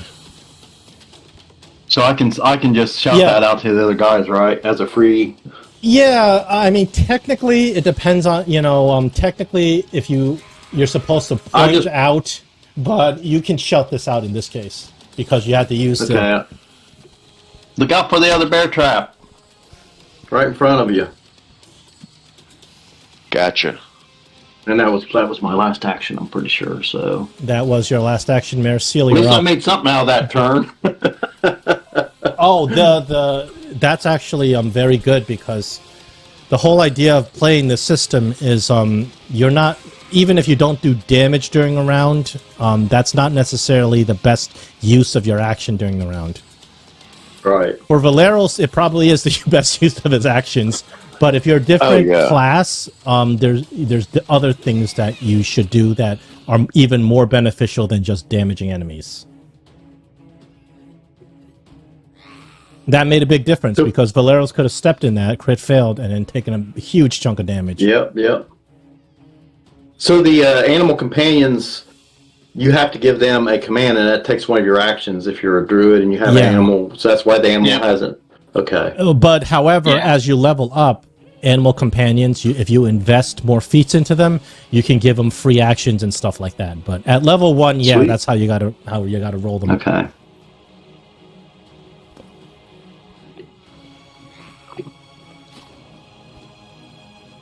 It's Merciel's turn. I passed, didn't I? All right, so I'm going down the stairs with my bow still clipped from the last combat, and then I go down to here. Right, if I'm going down the stairs properly. All right, You and do then I have to see- actually be in a square. So here. Okay. And then I see this guy, the Kobold Trap Master. I target him. And I'm going to shoot him with my bow.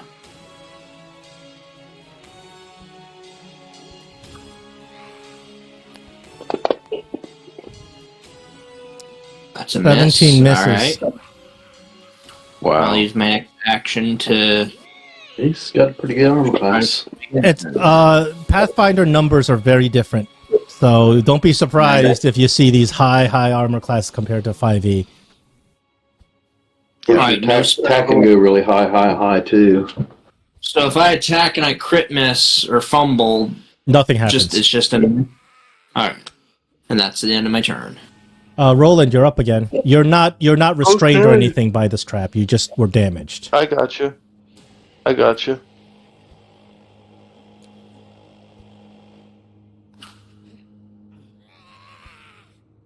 You got to end up in a square. You're kind of in between squares. Yeah. You know.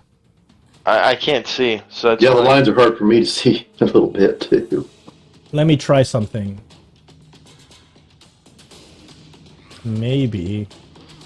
I'll go here first. Is that a square? Yeah. Can you move me there so I can see behind? Hold on.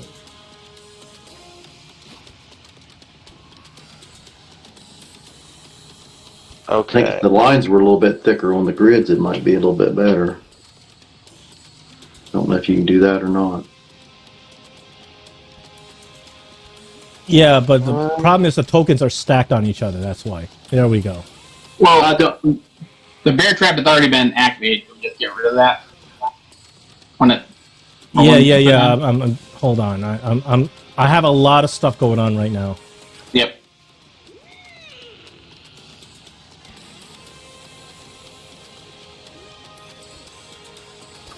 So movement, attack. That's a hit. And I'm gonna take another attack. Oh well, worth the shot.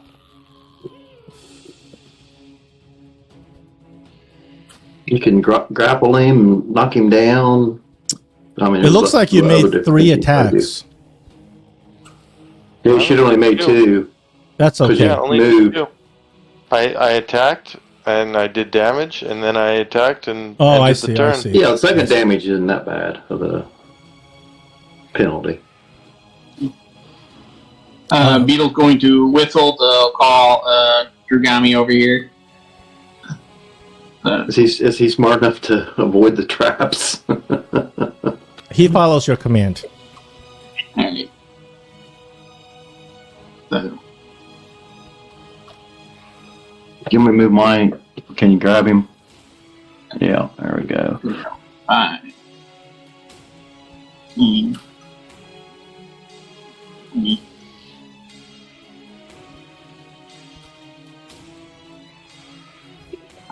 Move him over to here. I guess I didn't realize he was still in that other room. And then as they get over here, you know what?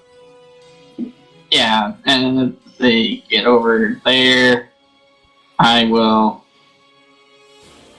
have him keep on moving just to get up to here. That'll be his second move. And then I will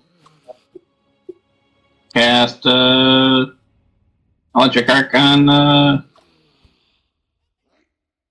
these two. Oh, not good. Or no.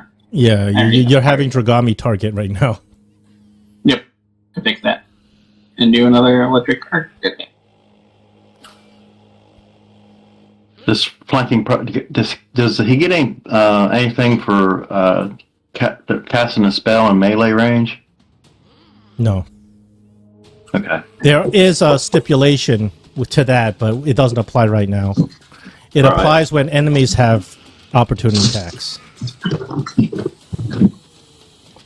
Because an enemy can opportunity attack you when you use a manipulate action to cast a spell, and if your spell has a concentrate trait, not the 5e concentrate, but Pathfinder concentrate trait, he can disrupt your spell. Oh, we got somebody who just crit saved. We got somebody who regular saved and takes half damage. Maybe you'll kill one of them anyway. Not quite. Not quite yet.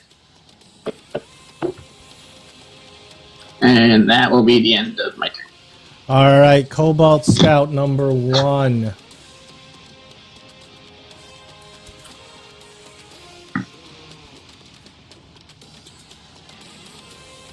He can't get a hurry retreat. He's kind of surrounded. So he moves. He's going to move up here and attack the snow leopard. I don't think the kobolds really like these animals. There's a short sword. That's a hit on Dragami.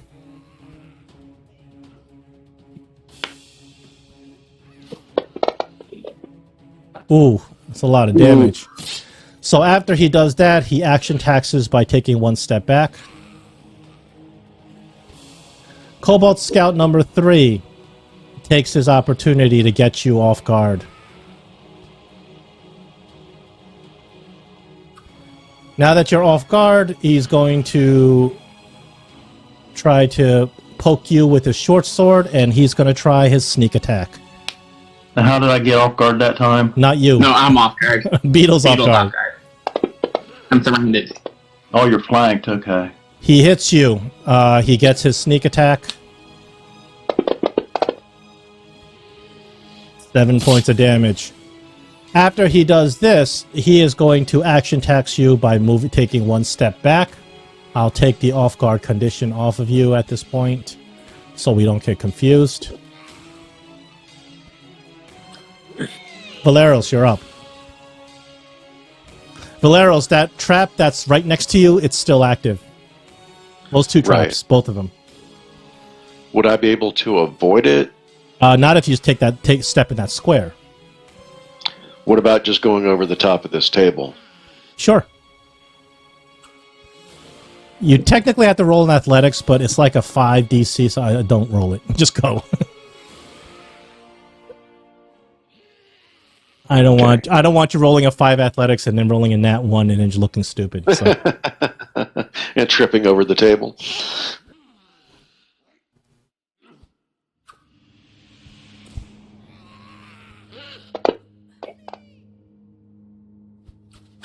$13 misses. Kobold Trapmaster has an AC of 18. 19, I'm sorry. 11 also misses. Okay. That's my 3. Trapmaster is a beefy dude. But he doesn't like the position that he's in right now. He's going to step away from you, Valeros. Opportunity attack? Yeah, that's what I was saying. Okay. That's what the pause is about. Yeah, that's why I mentioned it. That's a hit.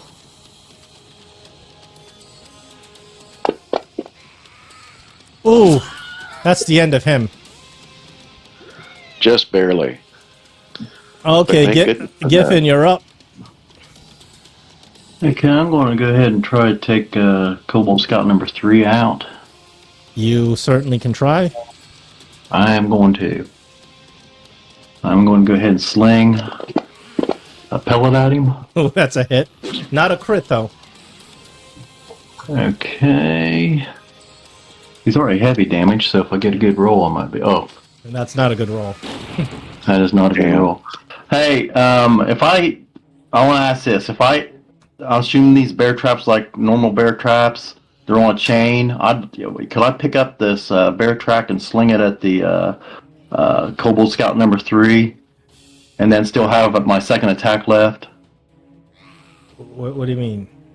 If you pick up the object and throw it, the problem is they don't have a. I don't have a clear mechanic for how that's going to work. You probably have to deactivate it because if you go muck around with that, you might get snapped. Well, I'll just take another shot at him then. Because there is a mechanic for throwing like a improvised object at something. Yeah, my idea was, Yeah. just to let you know, as I threw the trap Yeah. at it and it snaps on him, and if that killed him, I could use my second attack to attack the other I'm not comfortable kobold. enough in my DMing to know how to do that, so no, you can't.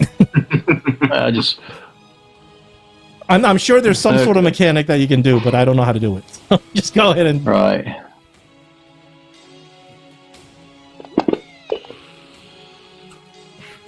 That was a miss. Do you want to go Hail Mary? I might as well, because I can't You pretty really much think of anything. need a nat 20 to hit him with a third attack. Well, I got -3 on with my staff. I'm not So- going to do that. That's So just... there's a... Demoralize them. There's something called a third action problem in Pathfinder where people don't know what to do with their third action. There is a massive amount of things you can do, but people don't think of it. For instance, you can yell at this kobold and try to I demoralize don't really have him. intimidation, but I can try. I'll go ahead and try that. I don't really have intimidation throw, but I might as well. I mean, give it a shot.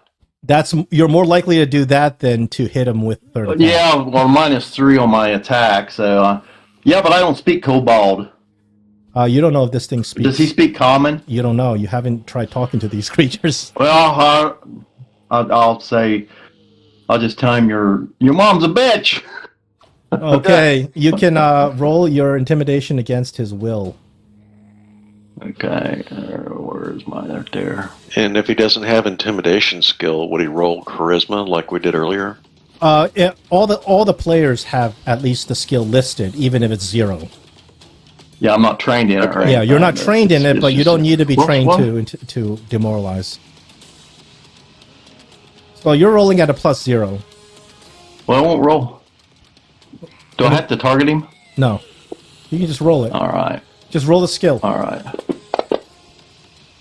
No. All right. Nope. That's Merciel, my you're up. turn then. He just looks at me funny and like, what the heck is he Merciel, talking watch about? out for those 2 traps right in front of you. 2 traps in front of me. Yeah, where those That's squares all are. right. Okay. It's the lit up squares. All right. That's fine. I don't really plan on... You know what I'm going to do? I'm going to target... Let's see. I'm going to target this guy. And I'm going to shoot at him with my bow. You hit him.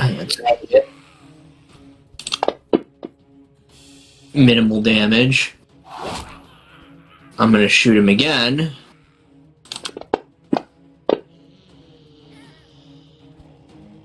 No, Oh, I crit missed. All right. nothing. You still have 1 action. Yeah, I do have 1 action.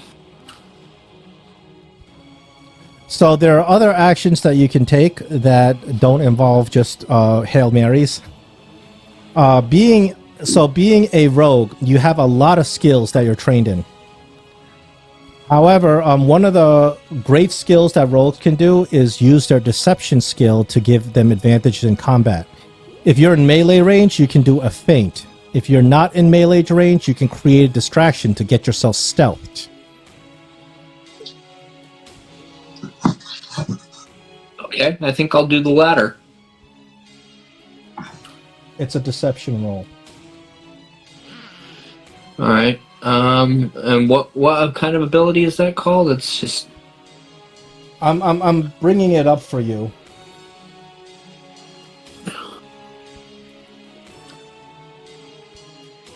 Yeah, deception's a skill under your skills tab as well.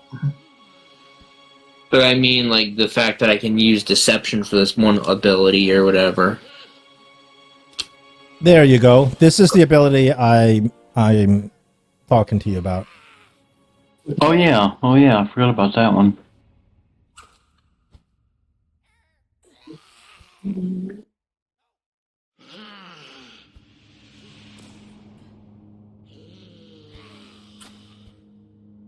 So if you succeed, it's sort of like Maricil.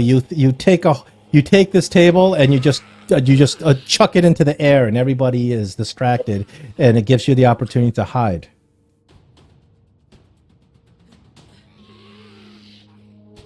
All right. If you're hidden from these creatures, guess what? You get sneak attack. So this is your last action, and this is something that you can choose to do instead of trying a Hail Mary third multi-attack. If you were in melee range, you can try a feint, which is also pretty cool. Yeah, I think I'm going to do the create a diversion. Okay, roll a deception. All right. 19. You beat both of their will DCs. You beat both of their perception DCs, I mean. And you're hidden from both of them. All right. There you go. You see? And, our little learning exercise. Roland, you're up.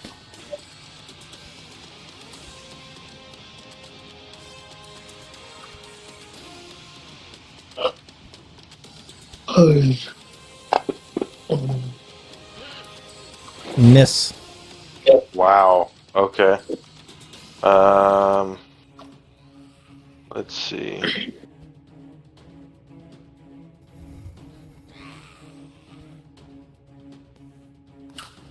And I guess what I'll do is... Where is it? How does shove work, John? A what? Shove. Shove, grapple, how does it work? Actually, the same way as it does in 5th edition. You roll your athletics against their... what's it called? You roll your athletics against their fortitude. And depending on what you want to do, you have different degrees of success that do different things. However, if you want to grapple something, you have to have at least one hand free. You're holding a shield and a weapon, so you can't grapple. If you can shove or trip, which is the same idea. I'm looking for a trip. Ah, here we go.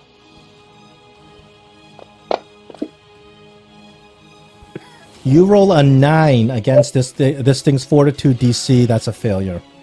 That's a critical failure. So I think because you tried to trip him, I think you fall prone. I fall prone? Because there's a critical failure condition. Let's take a look at trip. Oh my gosh. Yep. You went to sweep the leg and you ended up kicking too far and fell down. Pretend like you're praying. So, when you try to trip something, if you critically fail, you fall prone. down. Ooh, I don't like that. I don't like your rules, John. These aren't my I gotta rules. state No, that I have to use my third one. I tried something new, and look what happened.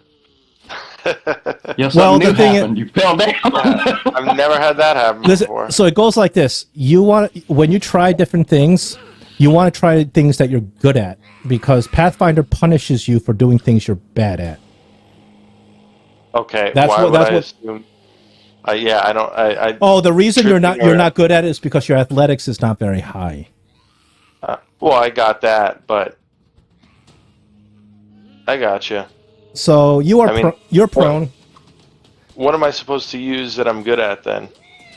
You are very good at wisdom-based stuff. You're very good at religion. Your recall knowledge is very high, and you're the only character that can heal the way you do. That's what the cleric No, does. I know. Yeah. I mean, wisdom-wise, like what could I do against him? Recall knowledge. Not You can find out a lot about these kobolds if you try society or wisdom to recall knowledge on them. In terms of specifically in battle, you use your spells and you heal your teammates. Your attack bonus is actually terrible compared to Valero's. Valero's is attacking at +9. You're attacking at plus like 4 or something. I told you the cantrips are just awful that they start me with. Detect magic, disrupt undead, things like that. Like it's so niched, I can't really do much. I don't think disrupt undead works for them. Other than that, but other than it blowing through my last spell, I can't really do anything other than hit. Yeah, because that disrupt undead does work for that. Only undead, I mean. I could do a message. There's that. You actually, let me see. You have, You can do intimidate. you can Is that try an wisdom? intimidation, because intimidation is, you have a +2 on intimidation. You can try it. You won't be very good at it. You're very good. It's better than a +1. I guess. This pregen cleric is built to be a heal bot. I told you before. It's built to be a heal bot. No, I know. I just.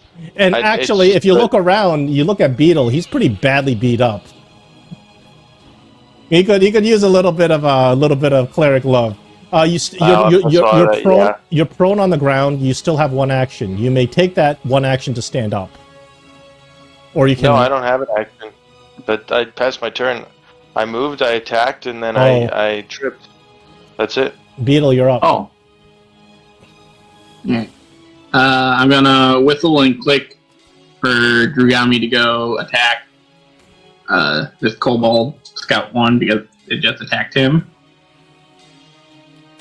Well, I attacked myself, it looks like. And he's going to try to bite him with his jaws. Miss. That was a miss. And then Beetle is going to use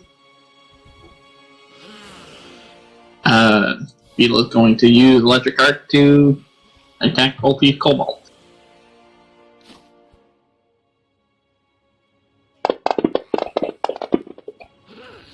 We have one regular success, one critical success. Yeah.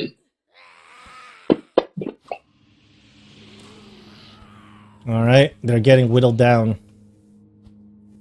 And that's gonna be my turn. Kobold Scout number 1. Roland, you're on the ground. He's going to take advantage of that. You are flat-footed to him while you're on the ground, so he gets to benefit from a sneak attack. Oh, fantastic. That's a hit. That's nice. At least it wasn't massive damage. yeah, that was at least good. So then he is going to move over here into this room, gets all of you out of his range of vision, and he's going to hide. I don't, as a cleric, I don't get opportunity attacks. No, only fighters get opportunity attacks at level 1. Yeah, it's kind of rare in Pathfinder. Pathfinder is Opportunity about attacks. moving around the battlefield. However, when you do have an opportunity attack, it's a lot more powerful than a 5e opportunity attack. Any manipulate action causes opportunity attacks, and any movement, not just moving away from you, but any form of movement. Like if you get up from being prone, that provokes opportunity attack. Gotcha. Oh, his stealth is just absolute trash. I don't think anybody has a perception less than +2, right? That was an absolute trash roll. Okay, so Kobold Scout number 3. He's going to go behind the barrel, and he's going to try to stealth. Specifically, he's trying to stealth from Beetle and Giffen. I guess if he can stealth from others, that'd be great too, but he wants to stealth from you and get a sneak attack. 20. I think that beats both your perceptions. Yep. So, Yeah. You already had me off guard anyway, so you didn't take it off from the last time.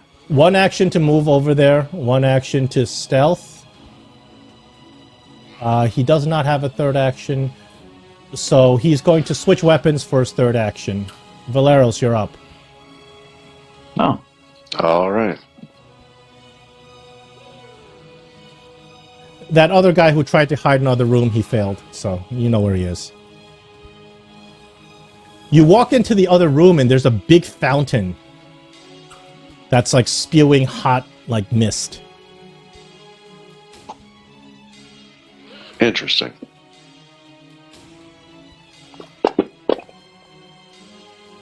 That misses.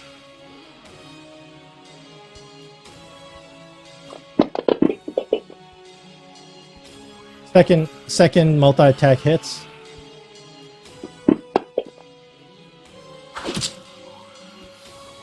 Still alive.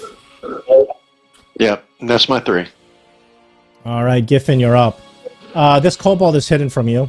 He is hidden, meaning you know where he is, but you don't see him. You know what square he's in, but you can't see him. Well, first thing I'm going to do is just to use battle medicine on Beetle. Okay, that is a DC 15 medicine check. So just roll the DC, the medicine skill in the box. Just roll it. Yeah, just roll it. It's you can use the script, but it's better just to roll it. So easy. Right. You crit fail, and you're going to be Yeah, damaged. I guess I damaged him. Well, would you like to use your hero point instead, or would you like to damage? Yeah, let me people? use my hero point. I Okay. forgot about those. I'm gonna use a heal for everyone on my next turn. Be careful Well, I'm gonna try if this they're anyway, if they're within 30, you're healing the enemies too. Okay. There we go. That's a regular success, 2d8 healing. So that is that one. Did it do it? Takes the edge off. Yeah, you did it. Okay. You gave me damage. My heal The doesn't. first time I didn't give you damage because he let me roll my hero point. Well, I don't let you No, roll. You choose to roll. No, legit. It actually applied damage to me.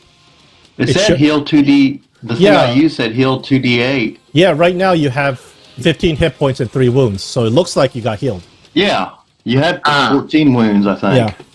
So that's Yeah. one action for Okay. one action for battle medicine. You have 2 more. Okay, so I'm gonna take my next action. I'm gonna move over here.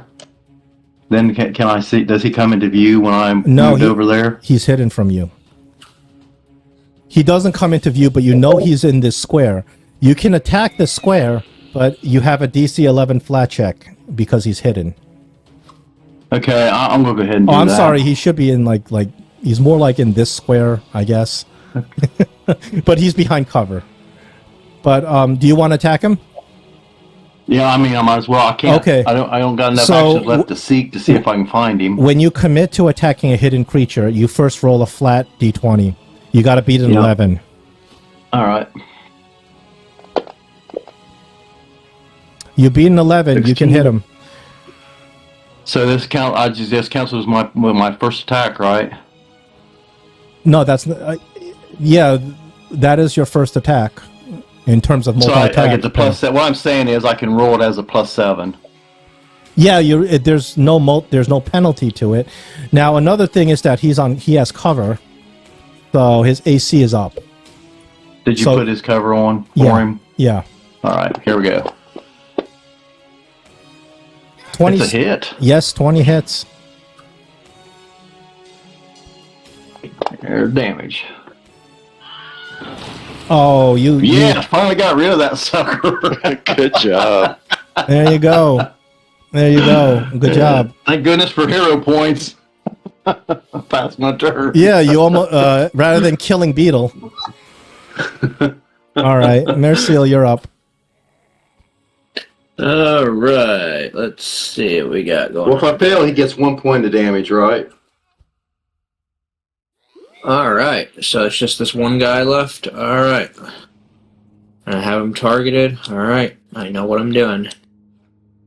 My first action is attack him with my short bow. That's a hit. That's a hit. Yeah, you. Wait. You have sneak attack. Oh, Roll me another d6 because you're hidden from him. all right. Just another d6 damage. Yeah.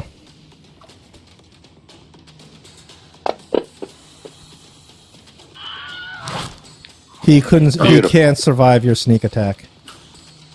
All right, he's dead. All right. So, Valeros, combat's ended now, but how close are you getting to this fountain? Hey, before you do that, I want to heal you, if that's okay. Oh, you out of combat, you can heal whenever. So the reason I say that is I want to heal Valeros, Drugami, Beetle, and myself because it says that if I use heal, one action is one target, one creature you can touch.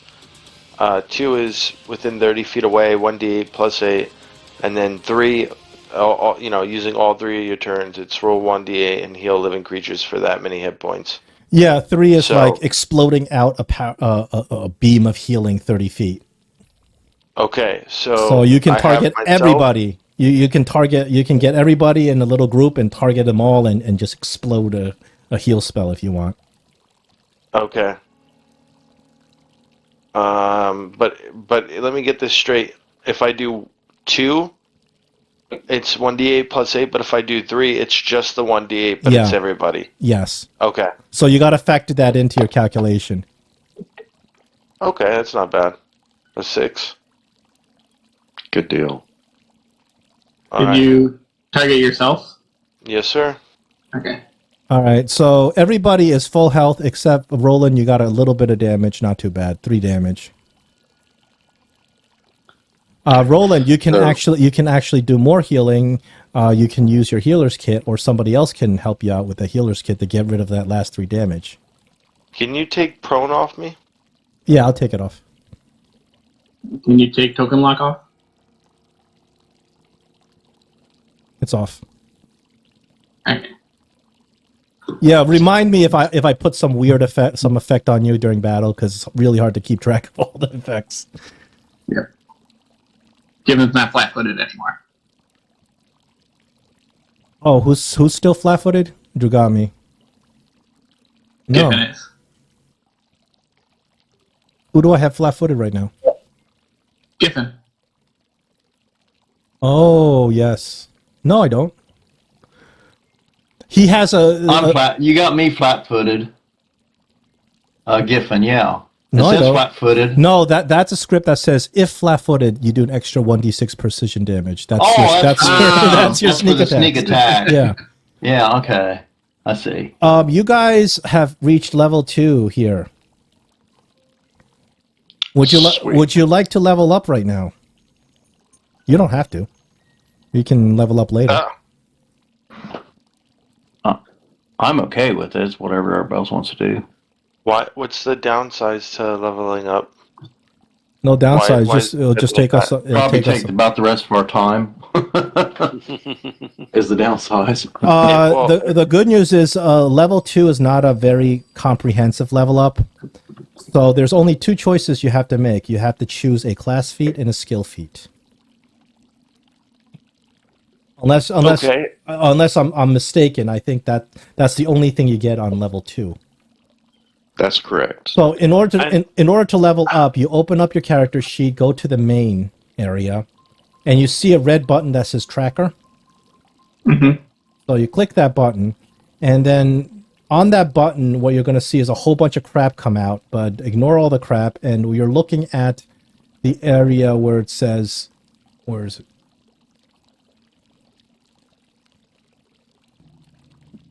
You see class/level, and it says add a level. Click that. Okay. We're doing this, right? Yeah. Okay. Well, real quick. So after you click that, you notice that some stuff came up in the text box. It says add skill feat 1, add druid feat 1, or add class feat 1.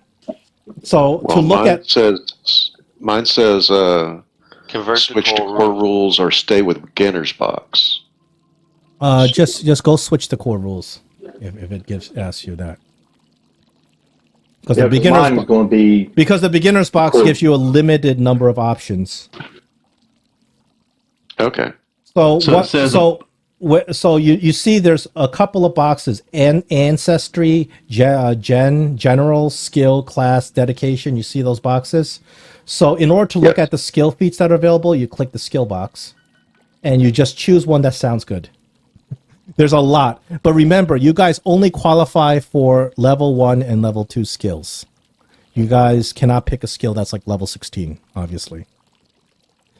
What? I'm just kidding. So you see, there are an insane number of skills. If you don't know what the hell you're doing, just pick one that sounds good and stick with it. There's some things that you cannot pick because if it'll say prerequisites, so you have to be trained in crafting to pick a snare crafting skill. Everybody pick a skill. I'm I was gonna say, trying to get to where I can level up in my character.